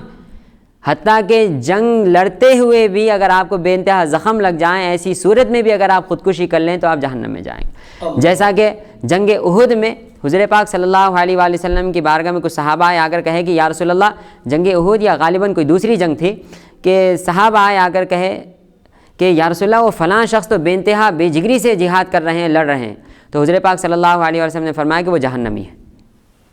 صحابہ پریشان ہوئے، بولے کہ وہ تو مسلمان ہے، کلمہ ہمارے ساتھ انہوں نے پڑھا ہے، ہمارے ساتھ جہاد پر آئے ہیں اور وہ جنگ کر رہے ہیں، ایسی صورت میں سرکار ان کو فرما رہے ہیں کہ وہ جہنمی ہے۔ متفکر ہوئے، پھر دوسرے صحابہ دوڑے گئے، جا کے دیکھے وہ ویسے ہی جنگ کر رہے تھے۔ پھر وہ بھی آئے حضور کی خدمت میں آ کر کہے کہ یا رسول اللہ وہ صحابی ایسے ایسے ہیں، اتنوں کو انہوں نے قتل کر دیا ہے، تو حضور نے پھر فرمایا کہ وہ جہنمی ہے۔ تیسری چوتھی بار بھی جب یہی ہوا تو پھر صحابہ جب گئے تو واپس آ کر انہوں نے نعرہ مارا اور کہا کہ ہم گواہی دیتے ہیں کہ آپ اللہ تعالیٰ کے رسول ہیں اور سچے ہیں۔ تو پوچھا کہ کیا ہوا؟ تو صحابہ نے کہا کہ ہم نے دیکھا کہ جب وہ لڑتے لڑتے ان کو بے انتہا زخم آ گئے تھے تو وہ برداشت نہیں کر سکے اور اپنی تلوار اپنی گردن پر رکھ کر انہوں نے خودکشی کر لی۔ تو دیکھیں جہاد کر رہے ہیں، میدان جنگ میں ہیں، کفار کو قتل کر رہے ہیں، اس کے باوجود ان کو درد جب برداشت نہ ہوا تو انہوں نے خودکشی کر لی، تو ایسے میں بھی سرکار فرما رہے ہیں کہ وہ جہنم میں ہے۔ تو جو شخص نہ کفار کے خلاف ہے، نہ کوئی کافر سامنے ہے، نہ جنگ چل رہی ہے، ایسی صورت میں اپنے آپ پر بم بن کر آتا ہے اور بازار میں کھڑا ہو جاتا ہے، مسجد میں کھڑا ہو جاتا ہے، خانقاہ میں کھڑا ہو جاتا ہے، مال میں کھڑا ہو جاتا ہے، کسی ریلوے اسٹیشن پر کھڑا ہو جاتا ہے، کہیں بس اڈے پر کھڑا ہو جاتا ہے، کہیں جہاں لوگ جمع ہوتے ہیں وہاں کھڑا ہوتا ہے، اپنے آپ کو پھوڑ لیتا ہے اور دوسرے لوگ اس کی تعریف کرتے ہیں کہ بھائی وہ تو جہاد کر رہا ہے، وہ شہید ہوا. کون سا شہید ہے یہ؟ آخر کون سی قسم ہے یہ شہادت کی؟ بے شک، سبحان اللہ سبحان. آخر کون سی قسم کہی جائے گی صاحب اس کو شہادت کی؟ ہائے ہائے، یہ نری خودکشی ہے اور اس کے علاوہ کچھ نہیں. بے شک، لہذا اس سے واضح حدیث نہیں مل سکتی. بے شک کیا حدیث مبارک ہے، سبحان اللہ. واضح ترین حدیث مبارک ہے کہ تم ہرگز خودکشی نہ کرو. جو لوگ سوسائڈ بومرز ہیں ان کے لیے تو بہت بے انتہا بہترین تعلیم ہے، درس ہے، رہنمائی ہے، ایجوکیشن اس حدیث سے بے شک ہے. مگر صاحب دیکھیے وہ صحابی رسول جہاد کر رہے ہیں، کافروں کو کاٹ رہے ہیں، لیکن اس کے باوجود جب وہ زخمی ہو کر زمین پر گر گیا اور اپنے گلا کر لیا، اللہ کے رسول فرماتے ہیں کہ جہنمی. اور ایک بار نہیں، دو بار نہیں، 4 بار فرمائے. صحابہ بار بار آ کر عرض کر رہے ہیں. بتائیں. اور پھر اس حدیث مبارک سے حضور اکرم صلی اللہ علیہ وسلم کا علم غیب بھی ثابت ہو رہا ہے. بے شک، جبکہ وہ صحابی ابھی جو ہے نا اپنے آپ کو قتل نہیں کیے تھے. اس سے پہلے اللہ کے رسول فرما رہے ہیں کہ وہ جہنمی ہے. بے شک. اب جو لوگ حضور اکرم صلی اللہ علیہ وسلم کے علم غیب کے منکر ہیں تو یہ حدیث اس کی جو ہے واضح دلیل ہے. بے شک ایسے سووں دلائل ہیں حضرت. ماننے والے کے لیے ایک دلیل کافی ہے. بے شک. نہیں ماننے والے کے لیے یہ سارا حال بھی اگر آپ کتابوں سے بھر دیں، دلائل سے بھر دیں، تو وہ اپنی ہی بات پر اڑا رہے گا. اللہ تعالی ہم سب کو سمجھنے کی توفیق عطا فرمائے. آگے حدیث شریف کی طرف چلتے ہیں. حدیث نمبر 28. عن ابی سعید الخدری رضی اللہ تعالی عنہ قال قال رسول اللہ صلی اللہ علیہ وآلہ وسلم اذا اسلم العبد فحسن اسلامه يكفر الله عنه كل سيئة كان زلفها ثم كان بعد ذلك القصاص الحسنة بعشر أمثالها إلى 700 ضعف والسيئة بمثلها إلا أن يتجاوز الله عنها. رواه البخاری والنسائی. حضرت ابو سعید خدری رضی اللہ تعالیٰ عنہ روایت کرتے ہیں کہ رسول اللہ صلی اللہ علیہ وآلہ وسلم نے فرمایا جب کسی شخص نے اسلام قبول کر لیا اور اس کا اسلام خوب نکھرا تو اللہ تعالیٰ اس کی تمام گزشتہ خطائیں معاف فرما دیتا ہے اور پھر اس کے بعد اس کا بدلہ ہے. اس کی ہر نیکی کا بدلہ 10 گنا سے 700 گنا تک ہے اور برائی کا صرف اسی کے برابر ہے، اور اگر اللہ تعالیٰ چاہے تو اس سے بھی درگزر فرما دے. سبحان اللہ، کیا پیاری حدیث مبارک ہیں. دیکھیں کہ حضور پاک صلی اللہ علیہ وسلم نے فرمایا، جو ابھی ہم نے بات کی تھی کہ جو شخص کلمہ پڑھ لے تو اس کے پچھلے سارے گناہ معاف ہو جاتے ہیں، اسی کے بارے میں پیارے آقا نے یہاں فرما دیا کہ یکفر اللہ عنہ کل سیئۃ کان زلفہا، کہ اس پیچھے جتنے بھی گناہ ہو گئے ہیں، وہ 60-70 سال کی عمر ہو گئی ہے اس کی، 70 سال تک مسلسل وہ خدا کی نافرمانی کرتا رہا، شرک و کفر کرتا رہا، لیکن بس ایک مرتبہ اس نے کہہ دیا لا الہ الا اللہ محمد الرسول اللہ، بس اللہ تعالیٰ نے اس کے سارے صحیفے سے گناہوں کو میٹ دیا اور معاف فرما دیا. کتنی بڑی رحمت ہے اللہ تعالیٰ کی. پھر فرماتے ہیں اتنا ہی نہیں، اب دیکھو آگے جب وہ اب نیکیاں کرتا جاتا ہے تو اب کیسے نیکیاں ملتی ہیں اس کو. ایک نیکی اس نے کی، 10 نیکیاں اس کو دے دی گئیں. ایک نیکی اس نے کی، 70 نیکیاں اس کو دے دی گئیں. ایک نیکی اس نے کی، بے حساب نیکیاں اس کو عطا کر دی گئیں. اس کی اب نیت کے اوپر ہے. جس قدر اس کے دل میں اخلاص بڑھتا جائے گا اسی قدر نیکیوں میں اضافہ ہوتا جائے گا. اخلاص کہتے اس کو ہیں کہ جو کام وہ کرے صرف اور صرف اللہ تعالیٰ کی خاطر کرے، کسی کو بتانے کے لیے نہ کرے، اس کے اندر ریاکاری نہ آئے.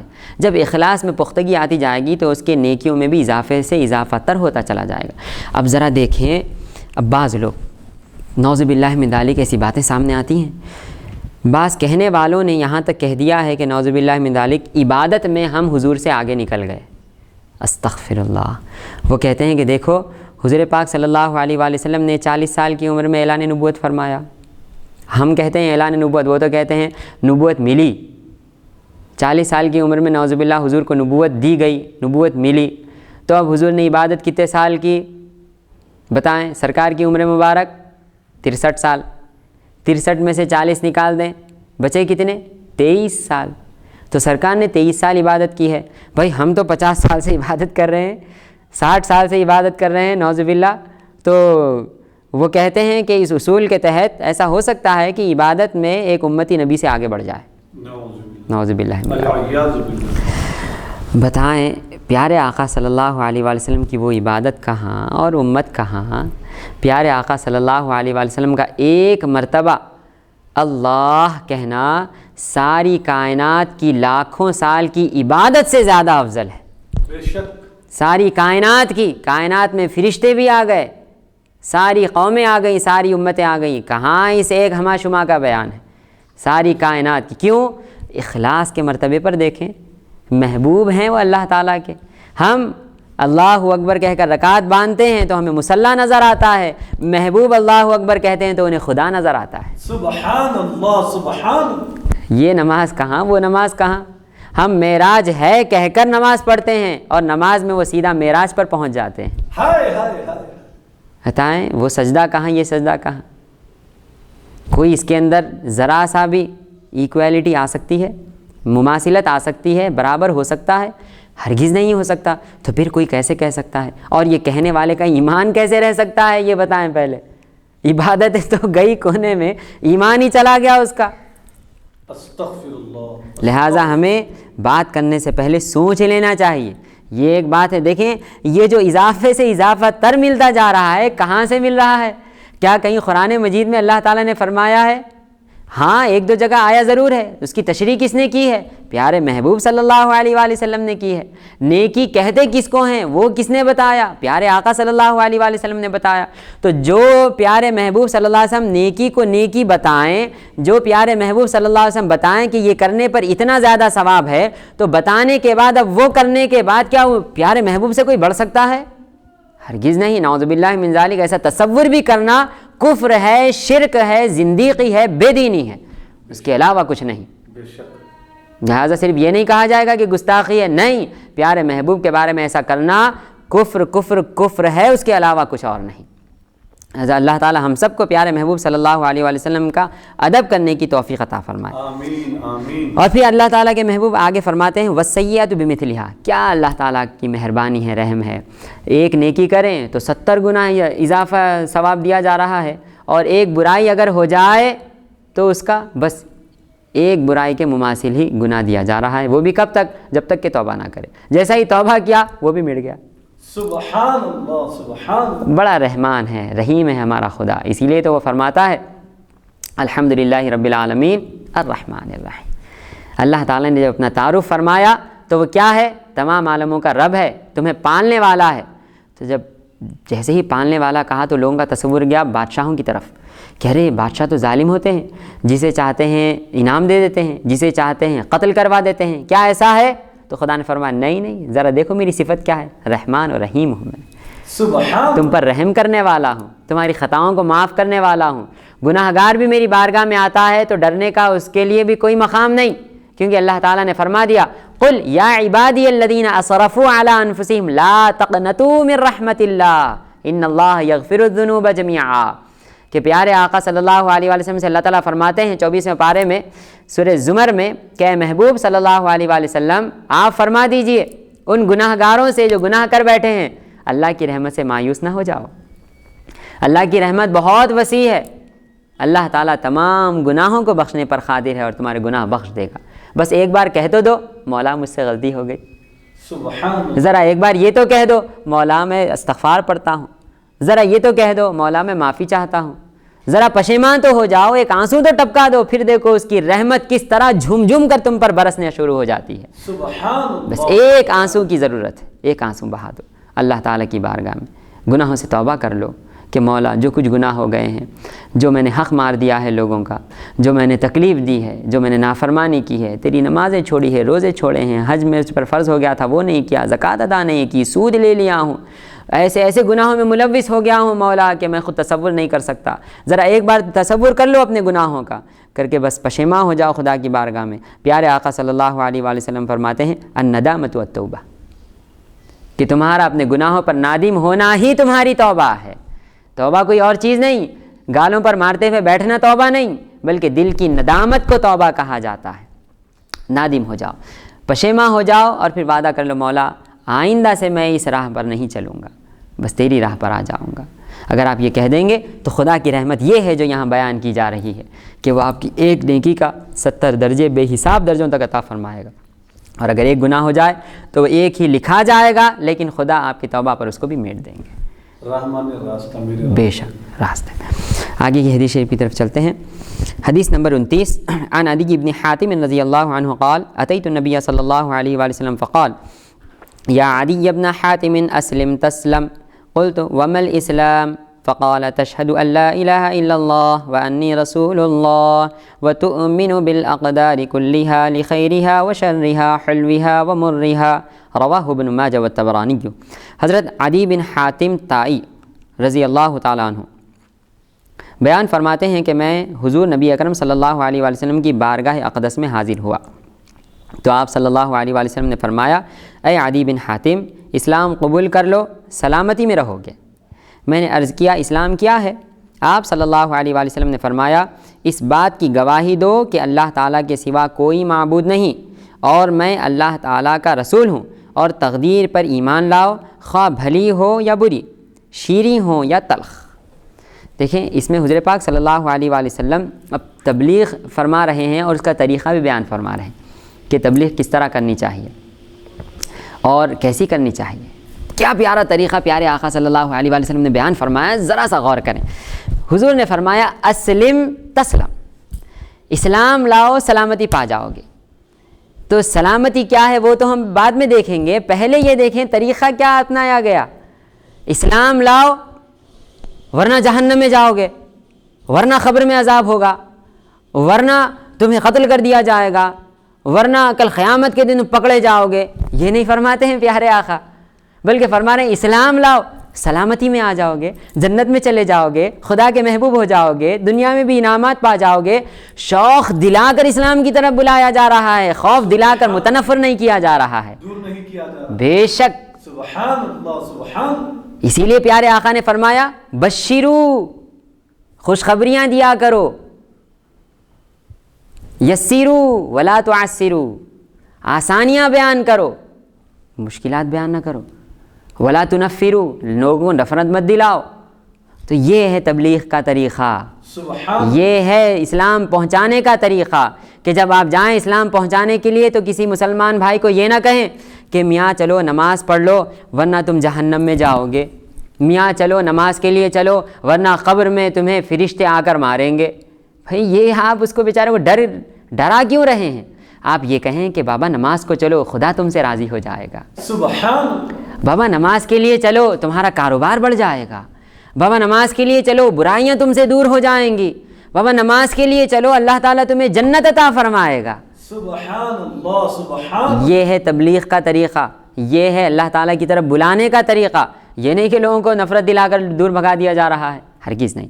اب یہاں پیارے آقا نے فرمایا اسلم تسلم، یہ ہے جوامع الکلم۔ بس دو جملوں میں حضور نے اتنا بڑا مضمون بیان فرمایا کہ جس کی کوئی حد نہیں۔ اسلم اسلام لاؤ، اسی جملے کو پلٹا کر فرمایا تسلم، سلامتی پا جاؤ گے۔ کس چیز سے سلامتی؟ پیارے آقا نے یہ نہیں فرمایا۔ تو اب اس کے اندر ساری کی ساری شروحات ہیں کس چیز سے سلامتی۔ سب سے پہلے تو جو مسلمان کافروں کے خلاف لڑ رہے ہیں تو مجھ سے سلامتی میں آ جاؤ گے، اب تمہارے خلاف لڑا نہیں جائے گا۔ پھر جو کافروں کو قید کیا جاتا ہے اب تمہیں قید نہیں کیا جائے گا، قید سے تم سلامتی پا جاؤ گے۔ جو ان کا مال جو غنیمت جو ہوتا ہے اس کو جو حاصل کیا جاتا ہے اب تمہارا مال حاصل نہیں کیا جائے گا کیونکہ تم مسلمان ہو گئے، تمہارا مال بھی سلامتی میں آ گیا، تمہاری بیوی سلامتی میں آ گئی، تمہارے بچے سلامتی میں آ گئے، تمہارا کاروبار سلامتی میں آ گیا، تم اپنے ملک میں رہ سکتے ہو، اس طور سے تم سلامتی میں آ گئے۔ تم سے تمہارا گھر نہیں لیا جائے گا کیونکہ تمہارا گھر بھی اب سلامتی میں آ گیا ہے، تم سے ایک پائی بغیر زکوٰۃ کے تم سے حصول نہیں کی جائے گی کیونکہ تمہارا مال بھی سلامتی میں آ گیا ہے۔ اس کے ساتھ ساتھ اب دنیا میں تم پر کوئی سختی نہیں کی جائے گی کیونکہ تم سلامتی میں آ گئے ہو۔ پھر اس کے بعد قبر میں تم پر اب قبر تنگ نہیں کی جائے گی کیونکہ تم سلامتی میں آ گئے ہو۔ فرشتوں کی طرف سے تم پر عذاب مسلط نہیں کیا جائے گا کیونکہ تم سلامتی میں آ گئے ہو۔ قبر میں تم پر آگ نہیں دہکائی جائے گی کیونکہ تم سلامتی میں آ گئے ہو۔ اب حشر کے میدان میں تمہیں پسینے میں غوطے نہیں کھانا پڑے گا کیونکہ تم سلامتی میں آ گئے ہو۔ اس سورج کی تپش میں تمہیں جلنا نہیں پڑے گا، تمہیں عرش کا سایہ دیا جائے گا کیونکہ تم سلامتی میں آ گئے ہو۔ پیارے محبوب صلی اللہ علیہ وآلہ وسلم کے جھنڈے تلے تم اللہ تعالیٰ کی بارگاہ میں جاؤ گے، کیوں کہ تم سلامتی میں آ گئے ہو۔ پیارے محبوب صلی اللہ علیہ وآلہ وسلم کے ہاتھوں سے تمہیں جام کوثر دیا جائے گا، کیوں کہ تم سلامتی میں آ گئے ہو۔ پل صراط پر سے تمہیں امن و امان کے ساتھ گزار دیا جائے گا، کیوں کہ تم سلامتی میں آ گئے ہو۔ حتیٰ کہ تمہیں جنت میں داخل کر دیا جائے گا کیوں کہ جنت کو دارالسلام کہا جاتا ہے اور تم سلامتی میں آ گئے ہو۔ سبحان اللہ، یہ ہے سلامتی۔ پیارے محبوب صلی اللہ علیہ وآلہ وسلم نے بس ایک جملہ فرمایا اور اس ایک جملے میں خوشخبریاں بھی ہیں اور ڈرانا بھی ہے۔ دیکھیں پیارے محبوب نے کھل کر نہیں ڈرایا اور یہ نہیں فرمایا اس جگہ پر کہ اسلام لاؤ ورنہ قبر میں تمہیں عذاب دیا جائے گا یا قتل کر دیے جاؤ گے، نہیں، سلامتی کا لفظ فرمایا ہے۔ اسلام نہیں لاؤ گے تو اب ساری چیزیں اٹھ کر آ گئیں۔ اب یہ سمجھ جائے سامنے والا کہ کہا گیا اسلام لاؤ تو سلامتی میں آؤں گا، یعنی مطلب کیا ہوا؟ اس کا مخالف اسلام نہ لایا تو سلامتی نہیں ملے گی۔ تصویر کا دوسرا رخ، اب سلامتی نہیں ملے گی تو اب کس چیز سے سلامتی نہیں ملے گی؟ اب وہ تصور کر لے۔ دیکھیں آپ پیارے محبوب صلی اللہ علیہ وسلم کا طریقہ کہ سرکار نے ڈرایا بھی ہے اور بشارت بھی دی ہے، مگر کس پیرائے میں چھپا کر دی ہے۔ اب وہ سمجھ جائیں گے کہ ہاں جب کہہ رہے ہیں شرط سے مشروط کر رہے ہیں اسلام کو اور سلامتی کو، تو اب وہ دوسرے رخ پر سوچیں گے کہ یا اللہ اگر میں اسلام نہیں لاؤں تو کیا ہوگا؟ اب وہ سوچیں گے یہ مجھے قتل کر دیا جائے گا، میرے بیوی بچوں پر قبضہ کر لیا جائے گا، میرا مال لوٹ لیا جائے گا، یعنی مال لے لیا جائے گا، میرے گھر پر قبضہ کر لیا جائے گا، مجھے شہر بدر کر دیا جائے گا، پھر دنیا میں مجھے سزا دی جائے گی، قبر میں مجھے عذاب دیا جائے گا، جہنم کی کھڑکی کھول دی جائے گی، حشر کے میدان میں پسینے میں غوطے کھانا پڑے گا، سورج کے نیچے کھڑے ہونا پڑے گا، عرش کے سائے سے محروم رکھا جاؤں گا، حضور کے ہاتھ سے جام کوثر پینا نہیں ملے گا، پل صراط پر جب جاؤں گا تو کٹ کر جہنم میں گر جاؤں گا، جہنم میں داخل کر دیا جائے گا تو وہ تو پوری عذابوں کی جگہ ہے۔ یہ ساری چیزیں انہوں نے سمجھ لیا۔ کہا یا اللہ سلامتی نہ ملے تو یہ ہونے والا ہے، سلامتی ملے تو وہ ہونے والا ہے، مگر درس دیا پیارے آقا صلی اللہ علیہ وآلہ وسلم نے لفظ سلامتی کے ساتھ، سلامتی فرمایا ہے کہ اسلام لاؤ سلامت رہ جاؤ گے۔ لہٰذا میرے بھائیوں اس سے ہمیں یہ طریقہ ملتا ہے کہ اگر ہم کسی کے سامنے علم کی بات کرنا چاہیں تو پہلے اس کو خوشخبریاں سنائیں، اچھائیاں سنائیں، دین کے جو بہترین چیزیں ہیں وہ اس کو بتائیں کہ دیکھو یہ چیز سے یہ ثواب ملتا ہے، یہ ثواب ملتا ہے، ثواب ثواب ثواب اتنا زیادہ اس کے سامنے بیان کریں، وہ کہے گا یا اللہ اتنی ساری چیزیں مجھے ملنے والی ہیں، اتنا کرنے پر بھائی میں بھی کرتا ہوں، وہ فوراً سامنے آئے گا کرنے کے لیے۔ اگر نفرت نفرت نفرت دلائیں گے تو بولے گا ارے بھائی مذہب میں تو عذاب ہی عذاب رکھا ہوا ہے۔ یہ سوچے گا سامنے والا جو ہمارے مذہب میں نہیں ہے، اس کے سامنے اگر ہم یہ کہہ کر، اگر آپ یہ کہہ کر پیش کریں گے مذہب اور آپ یہ کہہ کر پیش کریں گے کہ اگر تم اسلام نہیں لاؤ گے، اسلام قبول نہیں کرو گے تو سنو تمہیں جہنم میں داخل کر دیا جائے گا، وہاں ایسی ایسی وادیاں ہیں اس میں داخل کیا جائے گا، وہاں ایسے ایسے عذابات ہیں جو تمہیں دیے جائیں گے، یا اللہ وہ کہے گا یا تو سارے عذابات ہی عذابات ہیں، اس کے علاوہ تو کچھ مجھے سنائی نہیں دے رہا، نہیں بھائی جہاں میں ہوں وہیں ٹھیک ہوں، جو ہوگا دیکھ لوں گا۔ بتائیں یہ کہے گا نا انہیں؟ تو لہٰذا سب سے پہلے اس کو بشارت دیں، خوشخبری دیں، اس کو اپنے سے مانوس کریں، اسلام کی محبت اس کے دل میں ڈالیں۔ جب محبت خود ہی دل میں آ جائے گی تو وہ مخالف جہت کو بھی دیکھ لے گا کہ اگر یہ نہیں کروں گا تو کیا عذاب ہوگا، وہ خود غور کر لے گا۔ آپ اگر اس صورت میں اگر آگے وہ پوچھے تو اب آپ کہیں کہ ہاں میاں دیکھو نماز پڑھو، اگر مصعب اگر نہیں پڑھا تو کیا ہوگا، تو اب اس کو کہو کہ اگر نہیں پڑھو گے تو یہ ہوگا یہ ہوگا یہ ہوگا، مگر جب پڑھنے کی دعوت دو تو نہیں پڑھنے کی وعیدیں مت سناؤ، پڑھنے کی خوشخبریاں سنایا کر۔ سبحان اللہ، یہ خوشخبری ہے تو پیارے آقا صلی اللہ علیہ وآلہ وسلم نے یہ فرمایا۔ اس کے بعد حدیث شریف کے اخیر میں ایک پیارے آقا صلی اللہ علیہ وسلم نے بات فرمائی ہے کہ تؤمن بالاقدار، یعنی تقدیر پر ایمان رکھو۔ انشاءاللہ تقدیر کا آگے بیان آئے گا، اس پہ ہم انشاءاللہ مفصل بحث کریں گے۔ یہاں پر صرف اتنا دیکھ لیں کہ پیارے آقا صلی اللہ علیہ وسلم نے فرمایا لخیرہا وشرہا حلوہا ومرہا، اچھی تقدیر پر بھی اور بری تقدیر پر بھی، میٹھی تقدیر پر بھی اور تلخ اور کڑوی تقدیر پر بھی ایمان لاؤ۔ کیا مطلب بھائی؟ تقدیر کہتے کس کو ہیں؟ بھائی اللہ تعالیٰ نے جو چیز آپ کے لیے مقدر کر دی ہے وہ تقدیر ہے، جو ہونے والا ہے دنیا میں۔ تو اب اس حدیث شریف کے تحت کیا اچھی بھی ہوتی ہے اور بری بھی ہوتی ہے تقدیر؟ ذرا اس ایک نقطے کو آج سمجھ لیں۔ اب اگر کوئی یہ کہے کہ اللہ تعالیٰ نے ہماری تقدیر تو بہت بری پیدا کی ہے، نعوذ باللہ من ذالک، کہ صاحب غریبی ہے، افلاس ہے، تنگ دستی ہے، بیماریاں ہیں، بڑی بری تقدیر ہے ہماری، اللہ نے بری تقدیر پیدا کی ہے، تو کیا مطلب؟ کیا نعوذ باللہ خدا نے بری تقدیر پیدا کی ہے؟ ہرگز۔ پھر کیا ہوا؟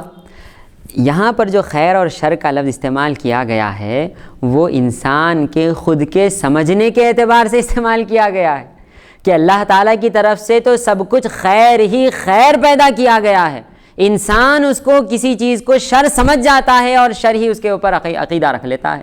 جیسا کہ بیماری، اب انسان سمجھتا ہے کہ یہ شر ہے بھائی، اب کسی کے گردے میں پتھر آ گیا، کسی کو ہارٹ اٹیک کی بیماری ہے، کسی کو برین اسٹون ہو گیا، کسی کو بلڈ پریشر آ گیا، کسی کو شوگر آ گیا، کسی کو جوڑوں کا درد آ گیا، کسی کو کمر کا درد آ گیا، ہزار قسم کی بیماریاں پیدا ہو گئی۔ اب وہ کیا کہے گا اب اس کو کہا جائے کہ دیکھو بھائی جو تقدیر میں ہے وہی ہوتا ہے، تم صبر کر دو، کہے گا بھائی بڑی بری تقدیر ہے میری.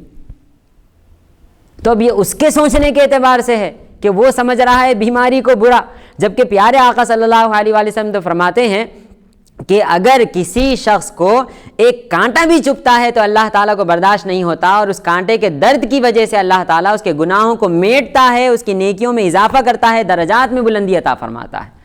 سبحان اللہ. تو بیماریاں ہمارے لیے رحمت ہیں، زحمت نہیں. بیماری بھی ہمارے لیے خیر ہے، شر نہیں. ہم اس کو شر سمجھ رہے ہیں، اس لیے حضور نے فرمایا اگر تم شر بھی سمجھو تو اس پر ایمان لاؤ، تقدیر پر. ہم مال و دولت کو بڑا ہی میٹھا نوالا سمجھ کر نوش کر لیتے ہیں، کھا لیتے ہیں. اگر مال نہ آئے تو بڑا ہی تلخ ہم پر گزرتا ہے کہ یہ کیا بات ہے کہ ہمارے پاس مال نہیں، دولت نہیں. بھائی آپ تلخ سمجھ رہے ہیں لیکن آپ کی حفاظت ہے.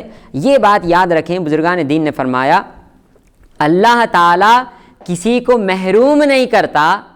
پھر بھائی ایک تو غریب ہے، ایک فقیر ہے، ایک لنگڑا ہے، ایک للا ہے، ایک اندھا ہے، ایک اپاہج ہے. بھئی یہ ہندھا جو آنکھوں سے محروم ہو گیا یہ کیا ہے؟ یہ بیچارہ لنگڑا پیروں سے جو محروم ہو گیا یہ تو محروم ہے نا. وہ غریب بھیک مانگتے ہوئے بیٹھا ہوا ہے، بھئی وہ تو محروم ہے نا. یہ محرومیت نہیں ہے. پھر کیا ہے؟ صوفیاء نے فرمایا خدا کی طرف سے کسی کو محروم نہیں کیا جاتا ہے، محفوظ کیا جاتا ہے. سبحان اللہ سبحان اللہ. اگر ہمارے پاس دولت نہیں تو ہم محروم نہیں ہیں، محفوظ ہیں. کیوں؟ اگر دولت آ جاتی تو ہم پتہ نہیں کون سے گناہ میں ملوث ہوتے. اگر 1 لاکھ روپے اب ہمارے پاس ہوتے تو کیا پتہ کوئی اوباش آتا ہمیں قتل کر یہ 1 لاکھ روپے لوٹ کر لے کے چلے جاتا. تو 1 لاکھ روپے فی الوقت ہمارے پاس نہ ہونا ہماری حفاظت ہے نہیں ہے قتل سے. بے شک بے شک. ہم بچ گئے قتل سے. بھائی کس کو معلوم کس کے دل میں کیا چھپا ہوا ہے؟ کوئی بھی قتل کر کے آپ کے پاس سے چھین کر چلا جائے گا. کیا معلوم آپ خود جا کے کسی ایسی جگہ گناہ میں ملوث ہو جائیں کہ جس کے بعد پھر پلٹنا نصیب نہ ہو اور وہیں موت آ جائے. تو حفاظت ہوئی نا آپ کی. کیا پتہ اس کو اللہ تعالیٰ نے جو آنکھوں کی نعمت سے محفوظ رکھا ہے، محروم نہیں، جو اس کو آنکھوں کی نعمت عطا نہیں کی، کیا پتہ اگر اس کی آنکھیں آ جاتی تو وہ ایسے ایسے فتنے برپا کرتا کہ جس کی وجہ سے پورا فساد ہی مچ جاتا شہر میں.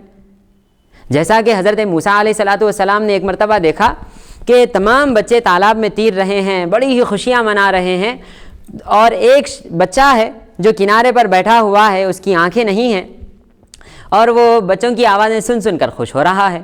حضرت موسیٰ علیہ السلام کو بڑا ہی برا لگا کہ بیچارہ اکیلا بیٹھا ہے، لوگوں کی آوازیں سن کر خوش ہو رہا ہے. اگر آنکھیں ہوتی تو یہ بھی تیرتا، یہ بھی لوگوں کے ساتھ مزے اٹھاتا، بچوں کے ساتھ یہ بھی خوشیاں مناتا. تو آپ نے دعا کی کہ اے میرے مولا یہ بچے کو بھی آنکھیں عطا فرما تاکہ بیچارہ یہ بھی دنیا سے حظ اٹھا سکے، لطف اندوز ہو سکے. تو اللہ تعالیٰ نے فرمایا ٹھیک ہے ذرا دیکھو. اس کو اسی وقت آنکھیں آ گئی. نبی کی دعا ہے، مستجاب ہوئی، آنکھیں آ گئی. جیسا ہی آنکھیں آئی وہ فوراً تالاب میں کودا اور خوشی کے مارے جو بچے تیر رہتے ان کو پکڑ کر ڈبانے لگا. پکڑ کر بچوں کو ڈبانے لگا. بچوں پر ایسی دہشت طاری ہوئی کہ سارے بچے تالاب میں سے نکل کر باہر کھڑے ہو گئے. وہ اکیلا ہنستے ہوئے اکیلا تیر رہا ہے. تو موسیٰ علیہ السلام نے دیکھا فرمایا مولا تیری حکمت تو ہی جانے، اس ایک کو تو نے آنکھوں سے دور رکھا، اس کو آنکھیں نہیں دی، تو اس ایک کی وجہ سے سارے لوگ خوشیاں منا رہے تھے. بس ایک کو آنکھیں مل گئی تو سب کی خوشیاں اجڑ گئی، ایک خوشی منا رہا ہے. لہٰذا یہ حفاظت ہے. اگر آپ کے پاس کچھ نہ ہو تو آپ محرومیت کے سمندر میں غرق نہ ہو جائیں، بلکہ اللہ تعالیٰ کا شکر ادا کریں کہ خدا نے مجھے محفوظ کیا ہے. سبحان اللہ سبحان. اگر بیماری آ گئی ہے تو یہ نہ کہیں کہ میں صحت سے محروم ہو گیا ہوں. نہیں، کیا پتہ صحت اگر آپ کو ہوتی تو آپ کسی گناہ میں ملوث ہوتے یا کسی کو جا کے قتل کر دیتے یا کسی کا مال لوٹ لیتے. بیمار ہے بلکہ آپ بستر پر پڑے ہوئے ہیں کیونکہ گناہ آپ سے نہیں ہو رہا ہے، تو آپ کی گناہوں سے حفاظت ہوئی ہے نا، آپ کی نیکیوں میں اضافہ ہو رہا ہے. لہذا حضرات یہاں پر جو پیارے آقا صلی اللہ علیہ وآلہ وسلم نے فرمایا ہے کہ تقدیر کے خیر پر بھی ایمان لاؤ، شر پر بھی، تو خدا کی طرف سے ہر تقدیر خیر ہی ہوتی ہے. ہم جس کو شر سمجھتے ہیں ہمیں چاہیے اس پر بھی ہم ایمان لائیں کہ وہ بھی خدا کی طرف سے ہے. بے شک بے شک. ایسا نہیں کہ وہ دوپہر میں 12 بجے کے وقت نکل گیا تھا اس لیے میرا ایکسیڈنٹ ہو گیا، بلی رستہ کاٹ دی تھی اس لیے میرا کام نہیں بنا، الو آ کر پکار دیا تھا جس کی وجہ سے میرا گھر ویران ہو گیا، 12 بجے کے وقت بیت الخلاء میں گیا تھا لہذا عجیب و غریب کام کرنا شروع کر دیا ہے. یہ ایمان نہ رکھیں بلکہ تقدیر پر ایمان رکھیں. بلکہ ایسا رکھنے سے بسا ارے ایمان چلا جاتا ہے. تو فرماتے ہیں کہ خیریہا و شرہا، یعنی اچھی تقدیر پر اور تم جو سمجھتے ہو برا تمہارے اعتبار سے اس پر بھی ایمان لاؤ کہ وہ بھی خدا کی طرف سے ہے، جبکہ خدا کی طرف سے سب کچھ اچھا ہی ہوتا ہے، سب کچھ میٹھا ہی ہوتا ہے۔ ہاں یہ ایک فرق ہے کہ ہم جس چیز کو کڑوا سمجھ رہے ہیں وہ اس کی بارگاہ میں میٹھا ہوتا ہے، کیونکہ دنیا کا معاملہ تھوڑا سا الگ ہے کہ یہاں پر جو خدا کا محبوب ہوتا ہے تو جتنا زیادہ دنیا میں خدا کا محبوب ہوگا خدا کی طرف سے بلائیں بھی اس پر اتنی ہی زیادہ آئیں گی، اور جتنا زیادہ دنیا میں خدا کا مبغوض ہوگا یعنی ناپسند ہوگا اس پر آفتیں اتنی ہی زیادہ دور ہوں گی اور نعمتوں کی اتنی ہی زیادہ اس پر بارش کی جائے گی، کیونکہ بھائی امتحان گاہ ہے، یہ یہاں امتحان کی جگہ ہے۔ آپ کو نعمتیں دیکھ کر امتحان لیا جاتا ہے کہ ذرا دیکھیں یہ پیسوں کا کیا استعمال کرتے ہیں، صحت کا کیا استعمال کرتے ہیں، اور جو خدا کے محبوبین ہوتے ہیں ان کو بیماریاں دے کر ان سے پیسوں کو دور کر کے ان کو تکلیفیں دیتے ہیں تاکہ یہاں کی تکلیفیں برداشت کر لو، کل قیامت کے دن تم کو راحتیں دی جائے گی۔ جیسا کہ پیارے آقا صلی اللہ علیہ وآلہ وسلم نے فرمایا کہ اللہ تعالیٰ اپنے بندے کے لیے 2 خوشیاں یا 2 غم کبھی جمع نہیں فرماتا۔ کیا مطلب؟ صحابہ نے پوچھا تو پیارے آقا صلی اللہ علیہ وآلہ وسلم نے فرمایا کہ جس کسی کو اللہ تعالیٰ دنیا میں مکمل خوشیاں عطا فرماتا ہے تو کل قیامت کے دن اس کو غم میں رکھا جائے گا، تکلیفوں میں رکھا جائے گا، اور جس کسی کے لیے دنیا میں غم رکھے گئے ہیں، تکلیفیں رکھی گئی ہیں، تو کل قیامت کے دن اس کے لیے نعمتیں رکھی جائیں گی۔ اب بھائی بعض لوگ یہ پوچھیں گے، دیکھیں اس پر بھی ایک سوال آتا ہے، تو بھائی ارے آپ نے تو ایسا کہہ دیا، پھر حدیث شریف ایسی ہے، تو اب جو دنیا میں مسلمان جو امیر ہیں، دنیا میں جو مسلمان صحت مند ہیں، تو کیا آپ کل قیامت کے دن وہ عذاب میں رہیں گے جبکہ وہ یہاں پر خیر خیرات بھی کرتے ہیں؟ بھئی ہاں مانا کہ ان کے بنگلے بھی ہیں، کروڑ پتی ہیں، ہر طرح کی نعمتیں ان کے لیے میسر ہیں، الحمدللہ نوجوان بھی ہیں، ہر طرح کی صحت ہے ان کے لیے، بچے بھی ہیں، بیوی بھی ہیں، ساری نعمتیں ان کے لیے ہیں۔ بھئی اللہ تعالیٰ نے ہی نعمتیں دی ہیں، تو کیا اب یہ نعمتوں کی وجہ سے اب کل قیامت کے دن کیا اللہ تعالیٰ عذاب دیں گے؟ تو ذرا سن لیں، مسلمان کے لیے سب سے بڑی آفت یہی ہے کہ وہ خدا سے دور ہے۔ بے شک سب سے بڑی تکلیف مسلمان کی یہی ہے، اگرچہ کہ دنیا میں اس کو لاکھ آسائشیں دے دی جائیں مگر ہر مسلمان تکلیف میں ہوتا ہے۔ وہ تکلیف کیا ہے؟ ہائے ہائے ہے، جو حضرت مولانا روم نے مثنوی شریف میں فرمایا، بشنو از نئے چوں حکایت می کند وز جدائی ہا شکایت می کند۔ ہے کیا فرمایا ہے مولانا روم نے، اور یہ سارے مضمون کو انہوں نے ایک شعر میں باندھ دیا ہے۔ فرماتے ہیں ذرا سنو یہ بانسری کیا کہہ رہی ہے، بانسری کیا ہے، کون ہے، نئے کیا ہے وہ؟ فرماتے ہیں وہ ہماری روح ہے۔ ذرا سنو روح کیا رو رہی ہے، اپنا دکھڑا سنا رہی ہے، کیا دکھڑا ہے، کیا دکھڑا رو رہی ہے؟ تو وہ فرماتے ہیں وز جدائی ہا شکایت می کنت، روح شکایت کر رہی ہے کہ کیا کروں، دنیا میں آ کر قید ہو گئی ہوں، اپنے مولا سے جدا ہو گئی ہوں۔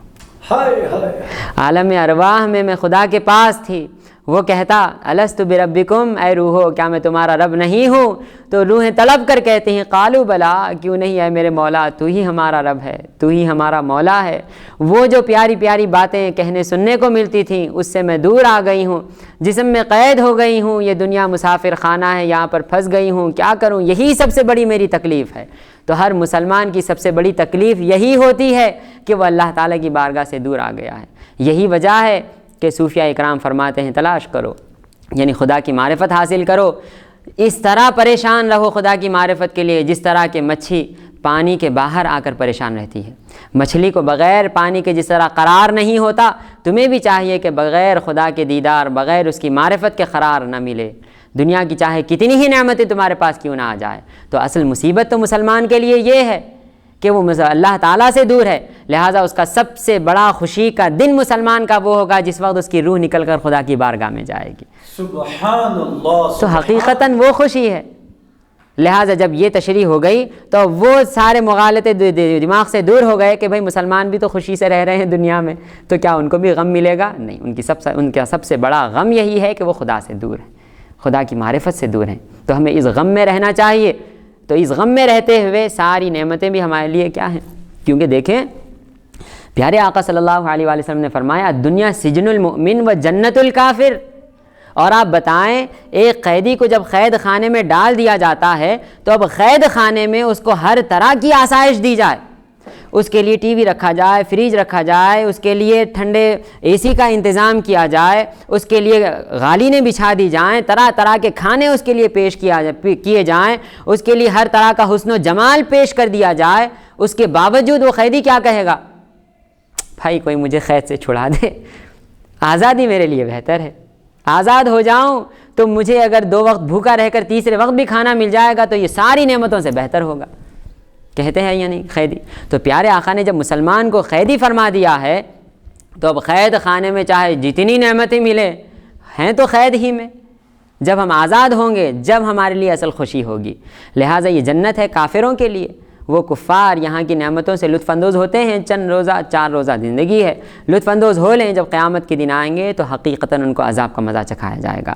لہٰذا حضور پاک صلی اللہ علیہ وآلہ وسلم نے جو فرمایا کہ اچھی اور بری تمہارے اعتبار سے اور میٹھی اور کڑوی تمہارے اعتبار سے بھی جو تقدیر ہے اس پر ایمان لاؤ تو تم سچے اور پکے مومن ہو جاؤ گے۔ آگے حدیث شریف کی طرف چلتے ہیں، حدیث نمبر 30۔ عن معاویہ بن حیدۃ رضی اللہ عنہ انہ قال یا رسول اللہ صلی اللہ علیہ وسلم والذی بعثک بالحق ما آتیتک حتی حلفت عدد اصابعی هذه الا آتیک فما الذی بعثک به قال الاسلام قال وما الاسلام قال ان تسلم قلبك لله وان توجه وجهك لله وان تصلي الصلاة المكتوبة وان تؤدي الزكاة المفروضة اخوان نصيران لا يقبل الله من احد توبة اشرك بعد اسلامه رواہ ابن حبان۔ حضرت معاویہ بن حیدہ رضی اللہ تعالیٰ عنہ بیان کرتے ہیں کہ انہوں نے عرض کیا یا رسول اللہ، اس ذات کی قسم جس نے آپ کو حق کے ساتھ مبعوث فرمایا ہے، میں اس وقت تک آپ کے پاس نہیں آیا جب تک میں نے اپنی ان انگلیوں کے برابر قسم نہ کھا لی کہ میں آپ کے پاس نہیں آؤں گا۔ وہ کون سی چیز ہے جس کے ساتھ اللہ تعالیٰ نے آپ کو مبعوث فرمایا؟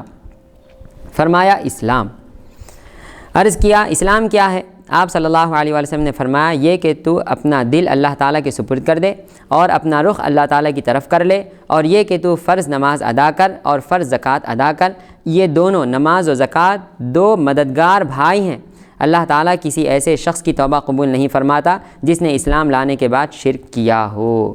تو دیکھیں کچھ چیزیں اس کے اندر سمجھنے کی ہیں۔ سب سے پہلے تو یہ کہ وہ لوگ جو ابتداءً بے انتہا اسلام سے نفرت کیا کرتے تھے، لیکن جب انہوں نے حضور پاک صلی اللہ علیہ وسلم کا اسوہ حسنہ دیکھا اور اسلام کی تعلیمات دیکھی اور حضور پاک صلی اللہ علیہ وسلم کی محبت جب ان کے دلوں میں آ گئی تو وہ فوراً اسلام کی طرف راغب ہو گئے، مائل ہو گئے اور وہ اسلام لا لیے، جیسا کہ یہاں صحابی رسول کا واقعہ ہے۔ پھر اس کے بعد فرماتے ہیں انہوں نے پوچھا یا رسول اللہ اسلام کیا ہے؟ تو حضور پاک صلی اللہ علیہ وسلم نے نماز اور زکوٰۃ کی تعلیم دی اور فرمایا یہ دونوں آپس میں بھائی ہیں، یعنی جو شخص نماز پڑھنا شروع کر دیتا ہے اور پھر اس کے ساتھ ساتھ زکوٰۃ بھی دینا شروع کر دیتا ہے تو وہ اللہ تعالیٰ کا محبوب بن جاتا ہے۔ پھر پیارے آقا صلی اللہ علیہ وسلم نے اخیر میں یہ فرمایا کہ دیکھو وہ بندہ جو مومن ہو گیا ہو، مومن ہونے کے بعد پھر اس نے شرک کیا اور کفر میں چلے گیا، نعوذ باللہ من ذالک، مرتد ہو گیا، تو اب اللہ تعالیٰ اس کی توبہ قبول نہیں کرتا۔ اس کا کیا مطلب؟ تو فرماتے ہیں اس کے کچھ توجیحات کی گئی ہیں۔ ایک توجیہ تو یہ ہے کہ اس کی توبہ قبول نہیں کرتا سے مراد اس کی شرک کی حالت میں توبہ قبول نہیں فرمائی جاتی ہے، یعنی اگر وہ مشرک ہو گیا ہے، نعوذ باللہ من ذالک، مرتد ہو گیا ہے، تو اب اس کی توبہ حالت شرک میں قبول نہیں کی جائے گی۔ ہاں اگر وہ یہ توبہ کرے اور پھر اسلام میں لوٹ کر آنا چاہے اور کہے کہ مولا میں توبہ کرتا ہوں اور میں اسلام میں پھر سے واپس آتا ہوں، یہ کہہ کر اگر وہ کلمہ پڑھ لے تو متفقہ طور پر جمہور کی یہ رائے ہے کہ وہ پھر سے مسلمان قرار دیا جائے گا، کیونکہ کہا بھی یہ گیا ہے کہ اگر کوئی مرتد ہو جائے تو سب سے پہلے اس کو اسلام پیش کرو اور کہو کہ دیکھ اسلام میں لوٹ کر آ جا، اگر وہ نہ آئے اور توبہ نہ کرے تو اب اس کو قتل کرنے کا حکم ہے۔ لہٰذا یہاں پر کوئی تعارض نہیں حدیث شریف میں اور اس مسئلے میں کہ وہ کفر کی شرک کی حالت میں رہتے ہوئے اگر اپنے گناہوں سے توبہ کرنا چاہتا ہے تو توبہ قبول نہیں کی جائے گی۔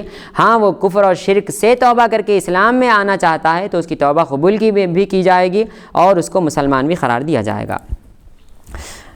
حدیث نمبر 31۔ عن ابی ایوب الانصاری رضی اللہ عنہ ان رجلا قال للنبی صلی اللہ علیہ وآلہ وسلم اخبرنی بعمل يدخلنی الجنہ قال القوم ما له ما له وقال النبي صلى الله عليه وآله وسلم أرب ما له تعبد الله ولا تشرك به شيئا وتقيم الصلاة وتؤتي الزكاة وتصل الرحم متفق علیہ۔ حضرت ابو ایوب انصاری رضی اللہ تعالیٰ روایت کرتے ہیں کہ ایک شخص نے عرض کیا یا رسول اللہ مجھے ایسا عمل بتائیے جس کو انجام دینے سے میں جنت میں داخل ہو سکوں۔ اس شخص کو آگے بڑھتے اور حضور نبی اکرم صلی اللہ علیہ وسلم سے مخاطب ہوتے دیکھ کر لوگوں نے کہنا شروع کر دیا کہ اسے کیا ہوا ہے، کیوں اس طرح بات کر رہا ہے؟ اس پر حضور نبی اکرم صلی اللہ علیہ وسلم نے ارشاد فرمایا کچھ نہیں ہوا، اسے مجھ سے کام ہے، اسے کہنے دو۔ پھر آپ صلی اللہ علیہ وسلم نے اس شخص کو مخاطب کر کے فرمایا اللہ تعالیٰ کی عبادت کرو، اس کے ساتھ کسی کو شریک نہ ٹھہراؤ، نماز قائم کرو، زکوٰۃ ادا کرو اور رشتہ داروں سے میل جول اور حسن سلوک رکھا کرو۔ تو حضور پاک صلی اللہ علیہ وآلہ وسلم نے دیکھیں یہاں پر بھی ایک طریقہ بتایا ہے، اور صحابہ کے یہ فرمانے سے کہ اس شخص کو کیا ہو گیا ایک طریقہ معلوم ہو رہا ہے کہ جب بزرگوں کی خدمت میں جائیں تو جہاں جگہ ملے وہیں بیٹھ جائیں اور بڑے ہی ادب و احترام کے ساتھ ان سے سوال کیا جائے۔ صحابہ کا بھی یہی طریقہ تھا، کیونکہ صحابہ جب کبھی سرکار کی بارگاہ میں حاضر ہوتے تو جہاں جگہ ملتی وہاں بیٹھ جاتے اور بڑے ہی ادب کے ساتھ سرکار سے سوال کرتے، بلکہ فرماتے ہیں صحابہ کے اوپر تو حضور پاک صلی اللہ علیہ وسلم کی ادب و تعظیم کا یہ خمار چھایا ہوا ہوتا کہ صحابی فرماتے ہیں کہ ہمیں ایک ایک سوال کرنے کے لیے کئی سال گزر جاتے اور ہمیں ہمت نہیں ہوتی کہ ہم حضور سے سوال کریں۔ حتیٰ کہ وہ فرماتے ہیں صحابہ کہ ہم انتظار کرتے کہ کب کوئی بدوی صحابی آ جائے، یعنی کسی گاؤں سے کوئی صحابی آ جائے کہ جن کو ادب کے بارے میں اتنے معلومات نہیں ہیں، تو وہ جب آ جائیں تو ان سے ہم کہہ دیں کہ یہ سوال کرو تو ہماری طرف سے وہ حضور سے سوال کر لیں۔ ایسا ہوا کرتا تھا۔ تو فرماتے ہیں یہ صحابی بھی بدوی صحابی تھے جو بغیر کسی روک ٹوک کے وہ سرکار کے قریب چلتے چلے جا رہے تھے، تو یہ ادب کے خلاف تھا، اسی لیے صحابہ نے کہا کہ ان کو کیا ہو گیا کہ ایسے چل رہے تھے وہ حضور کے سامنے جا رہے ہیں۔ اس پر حضور پاک صلی اللہ علیہ وسلم نے فرمایا کوئی بات نہیں رہنے دو۔ تو یہاں پر بھی ایک تعلیم ہے حضور کی طرف سے، وہ یہ ہے کہ اگر کسی کو ادب معلوم نہ ہو تو اس کو ڈانٹا نہ جائے، اس پر زجر و توبیخ کے کوڑے نہ چلائے جائیں اور اس پر بے انتہا سختی نہ کی جائے، بلکہ اس کے ساتھ پیار و محبت کا معاملہ کیا جائے، مہربانی و شفقت کا معاملہ کیا جائے اور کہا جائے کہ چھوڑ دو، یہ بیچارے کو ابھی نہیں معلوم، جب تمہارے ساتھ بیٹھ جائے گا، تمہاری صحبت حاصل ہو جائے گی تو اس کو خود ادب آ جائے گا۔ لہٰذا ادب سکھانے کے لیے زیادہ سختی نہیں کرنا چاہیے۔ ہاں چھوٹے بچوں پر کسی قدر سختی کریں تاکہ وہ باادب ہو جائیں، لیکن بڑے ہو جانے کے بعد جتنا ہو سکے نرمی کے ساتھ ادب سکھایا جائے۔ تو یہاں پر وہی ادب سکھایا جا رہا ہے۔ اس کے بعد پھر حضور پاک صلی اللہ علیہ وآلہ وسلم نے نماز، زکوٰۃ اور صلہ رحمی کا حکم دیا ہے، یعنی رشتہ داری کو نبھایا کرو۔ انشاءاللہ رشتہ داری کے جب آگے احادیث آئیں گے تو ہم اس کے تحت انشاءاللہ کچھ تفصیلی بحث کریں گے۔ حدیث نمبر 32 عن طلحة بن عبيد الله رضي الله عنه قال جاء رجل إلى رسول الله صلى الله عليه وآله وسلم من أهل نجد ثائر الرأس يسمع دوي صوته ولا يفقه ما يقول حتى دنا فإذا هو يسأل عن الإسلام فقال رسول الله صلى الله عليه وآله وسلم 5 صلوات في اليوم والليلة فقال هل علي غيرها قال لا إلا أن تطوع قال رسول الله صلى الله عليه وسلم وصيام رمضان قال هل علي غيره قال لا إلا أن تطوع قال وذكر له رسول الله صلى الله عليه وسلم الزكاة قال هل علي غيرها قال لا إلا أن تطوع قال فأدبر الرجل وهو يقول والله لا أزيد على هذا ولا أنقص قال رسول الله صلى الله عليه وسلم أفلح إن صدق متفق عليه۔ حضرت طلحہ بن عبید اللہ رضی اللہ تعالیٰ عنہ روایت کرتے ہیں کہ حضور نبی اکرم صلی اللہ علیہ وآلہ وسلم کی خدمت میں نجد کا رہنے والا ایک شخص اس حال میں حاضر ہوا کہ اس کے بال بکھرے ہوئے تھے، اس کی گنگناہٹ تو سنائی دیتی تھی لیکن بات سمجھ میں نہیں آتی تھی، حتیٰ کہ جب وہ قریب آیا تو معلوم ہوا کہ اسلام کے متعلق دریافت کر رہا ہے۔ آپ صلی اللہ علیہ وآلہ وسلم نے فرمایا دن اور رات کے 24 گھنٹوں میں 5 نمازیں فرض ہیں۔ اس نے سوال کیا کیا ان کے علاوہ کوئی اور نماز بھی مجھ پر فرض ہے؟ آپ صلی اللہ علیہ وآلہ وسلم نے فرمایا فرض نہیں ہے، ہاں اگر تم نفل ادا کرنا چاہو تو کر سکتے ہو۔ اور آپ صلی اللہ علیہ وآلہ وسلم نے فرمایا ماہ رمضان کے روزے فرض ہیں۔ سائل نے دریافت کیا کیا رمضان کے علاوہ کوئی روزہ بھی مجھ پر ہے؟ آپ صلی اللہ علیہ وآلہ وسلم نے فرمایا फ़र्ض نہیں ہے، البتہ اگر تم نفل رکھنا چاہو تو رکھ سکتے ہو۔ آپ صلی اللہ علیہ وآلہ وسلم نے اسے زکوٰۃ کے بارے میں بھی بتایا۔ اس شخص نے دریافت کیا کیا مجھ پر اس کے علاوہ بھی کوئی ادائیگی ضروری ہے؟ آپ صلی اللہ علیہ وآلہ وسلم نے فرمایا فرض نہیں ہے، البتہ تم رضاکارانہ طور پر کچھ صدقہ دینا چاہو تو دے سکتے ہو۔ راوی کہتے ہیں پھر وہ شخص واپس جانے کے لیے مڑ گیا اور کہتا جاتا تھا بخدا میں نہ اس میں کوئی اضافہ کروں گا اور نہ کسی قسم کی کمی کروں گا۔ آپ صلی اللہ علیہ وآلہ وسلم نے اس شخص کی یہ بات سن کر فرمایا وہ فلاح پا گیا اگر اس نے اپنی بات سچ کر دکھائی۔ تو دیکھیں یہاں پر حضور پاک صلی اللہ علیہ وآلہ وسلم نے فرمایا کہ اگر وہ جو کہہ رہا ہے یعنی فرائض ادا کرے گا تو وہ اپنی بات میں اگر سچا ہے تو انشاءاللہ وہ کامیاب ہو جائے گا۔ تو معلوم یہ ہوا کہ انسان اگر صرف فرائض بھی ادا کر لے، اپنا کاروبار کرتے ہوئے، کماتے ہوئے، پڑھتے لکھتے ہوئے، دنیا کا کام کرتے ہوئے، تو بھی وہ فلاح پا جائے گا، کامیاب ہو جائے گا۔ اب دیکھیں تہجد پڑھنا، اوابین پڑھنا، اشراق پڑھنا، چاشت پڑھنا، نوافل پڑھنا، یہ ساری چیزیں بہت اچھی ہیں، اس سے انسان قرب الہی حاصل کرتا ہے، بلکہ اللہ تعالیٰ عطا فرما دے تو انسان ولی تک بن جاتا ہے۔ لیکن اگر کوئی دنیا میں کمانے کے لیے گیا ہوا ہو، بہت سی اس کے اوپر ذمہ داریاں ہوں، تو اب وہ کیا کرے؟ تو اب اس کو یہ کہہ کر ڈانٹا نہیں جائے گا کہ بھئی تو نے اشراق کیوں چھوڑ دی، چاشت کیوں چھوڑ دی، اوابین کیوں چھوڑ دی، تہجد میں تو کیوں نہیں اٹھا؟ بھئی وہ بیچارہ محنت کر کر کے رات میں آیا ہے 11-12 بجے، اب وہ سویا ہے، اگر آپ اس کو مار کر رات میں 3 بجے اٹھا دیں گے تو پھر کمانے کون جائے گا؟ لہٰذا وہ اس کی مرضی ہے، اختیار پر چھوڑا گیا ہے نوافل کو۔ یہ کہنا چاہ رہے ہیں اس حدیث شریف میں کہ نوافل جو ہیں اس کا اختیار دیا گیا ہے، اختیار کرو گے تو فائدہ ہوگا، خدا کا قرب حاصل ہوگا، اگر اختیار نہیں کرو گے تو تمہارا کوئی نقصان نہیں ہے، تم کامیاب ضرور ہو جاؤ گے۔ فرائض ادا کر لو، ہاں یہ ضروری ہے کہ آپ یہ نہیں کہہ سکتے کہ صاحب میں فلاں آفس میں کام کرتا ہوں، وہاں پر بہت سے ایسے سوالات آئے ہیں کہ صاحب وہ فلاں آفس میں کام کرتا ہوں، وہاں پر وضو کرنے کے لیے جگہ ہی نہیں ہے، بھئی میں ساکس پہنا ہوا ہوتا ہوں، میں کیسے وضو کروں؟ کیا ساکس کے اوپر مسح کروں تو کیا میرا وضو ہو جائے گا؟ کیا میں نماز پڑھ لوں؟ صاحب مجھے باہر جانے کی اجازت نہیں ہے۔ تو آپ بتائیں آپ کہاں رہ رہے ہیں؟ آپ ایسے ملک میں رہ رہے ہیں کہ جہاں ہر عبادت کی اجازت ہے۔ الحمدللہ اللہ تعالیٰ کا بہت بڑا کرم ہے، احسان ہے یہ کہ ہر عبادت آپ اپنی آزادی کے ساتھ کر سکتے ہیں۔ ایسے ملک میں رہتے ہوئے آپ اپنے آپ کو ایک ایسی جگہ مقید کر لیں جہاں آپ کو نمازوں کی اجازت نہیں مل رہی ہے، تو کیا آپ کے لیے درست ہے کہ آپ وہاں پر کام کریں؟ ہرگز نہیں۔ اور آپ کا یہ کوئی عذر قبول نہیں کیا جائے گا صاحب کہ وہاں پر صرف واش بیسن بنا ہوا ہے، نیچے کوئی نل لگا ہوا نہیں ہے کہ جہاں پر میں پیر دھوں اور وضو کروں، اس وجہ سے میری نمازیں قضا ہو جاتی ہیں۔ آپ کو نماز پڑھنا ہی پڑھنا ہے، آپ کو نماز، ہاں اتنا ضرور ہے اگر آپ جماعت سے نہیں پڑھ سکیں گے تو آپ گناہ گار ضرور ہوں گے، جماعت کے تارک ضرور ہوں گے، لیکن نماز تو آپ کی ہو جائے گی۔ اتنا آپ کو شریعت کہہ سکتی ہے کہ ٹھیک ہے صاحب کوئی بات نہیں، وہیں ایک کونے میں پڑھ لو مگر نماز پڑھو، فرض ادا کرو، یہ شرط ہے، یہ ضروری ہے۔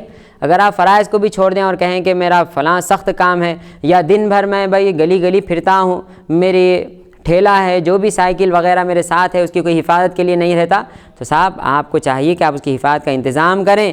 وہاں مساجد کے باہر جو لوگ حفاظت کے لیے ہوتے ہیں ان کو کچھ پیسے دے کر اس کی حفاظت کروا کر جائیں اور نماز پڑھ کر آئیں، کیونکہ نماز آپ کے لیے فرض ہے، فرائض آپ کے لیے ضروری ہیں۔ اور دیکھیں جو بیچارہ غریب ہوگا اس کو کیا فرائض ادا کرنے ہیں صاحب، بیچارہ پہلے ہی غریب ہے، کبھی زندگی میں شاید ہی اس پر حج فرض ہو، کیونکہ حج تو متمول حضرات پر فرض ہے۔ اب رہی زکوٰۃ، وہ خود بیچارہ زکوٰۃ لینے کا اہل ہے، وہ زکوٰۃ دے گا کہاں سے؟ لہٰذا یہ 2 فرض تو پہلے ہی نکل گئے۔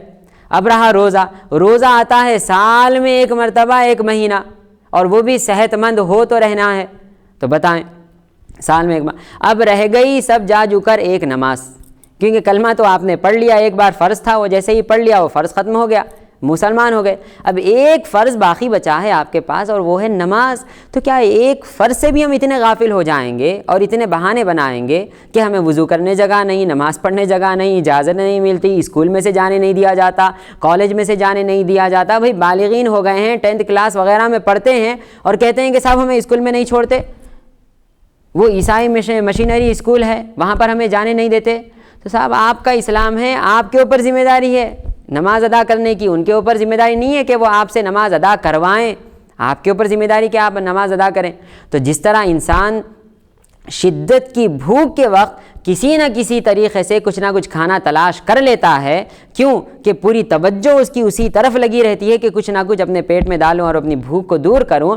تو اسی طرح اگر اس کو شدت سے اپنی نماز کا خیال ہوگا تو وہ انسان بھی کسی نہ کسی طریقے سے راہ نکال لے گا، وضو کرنے کی بھی جگہ بنا لے گا، نماز پڑھنے کے لیے بھی۔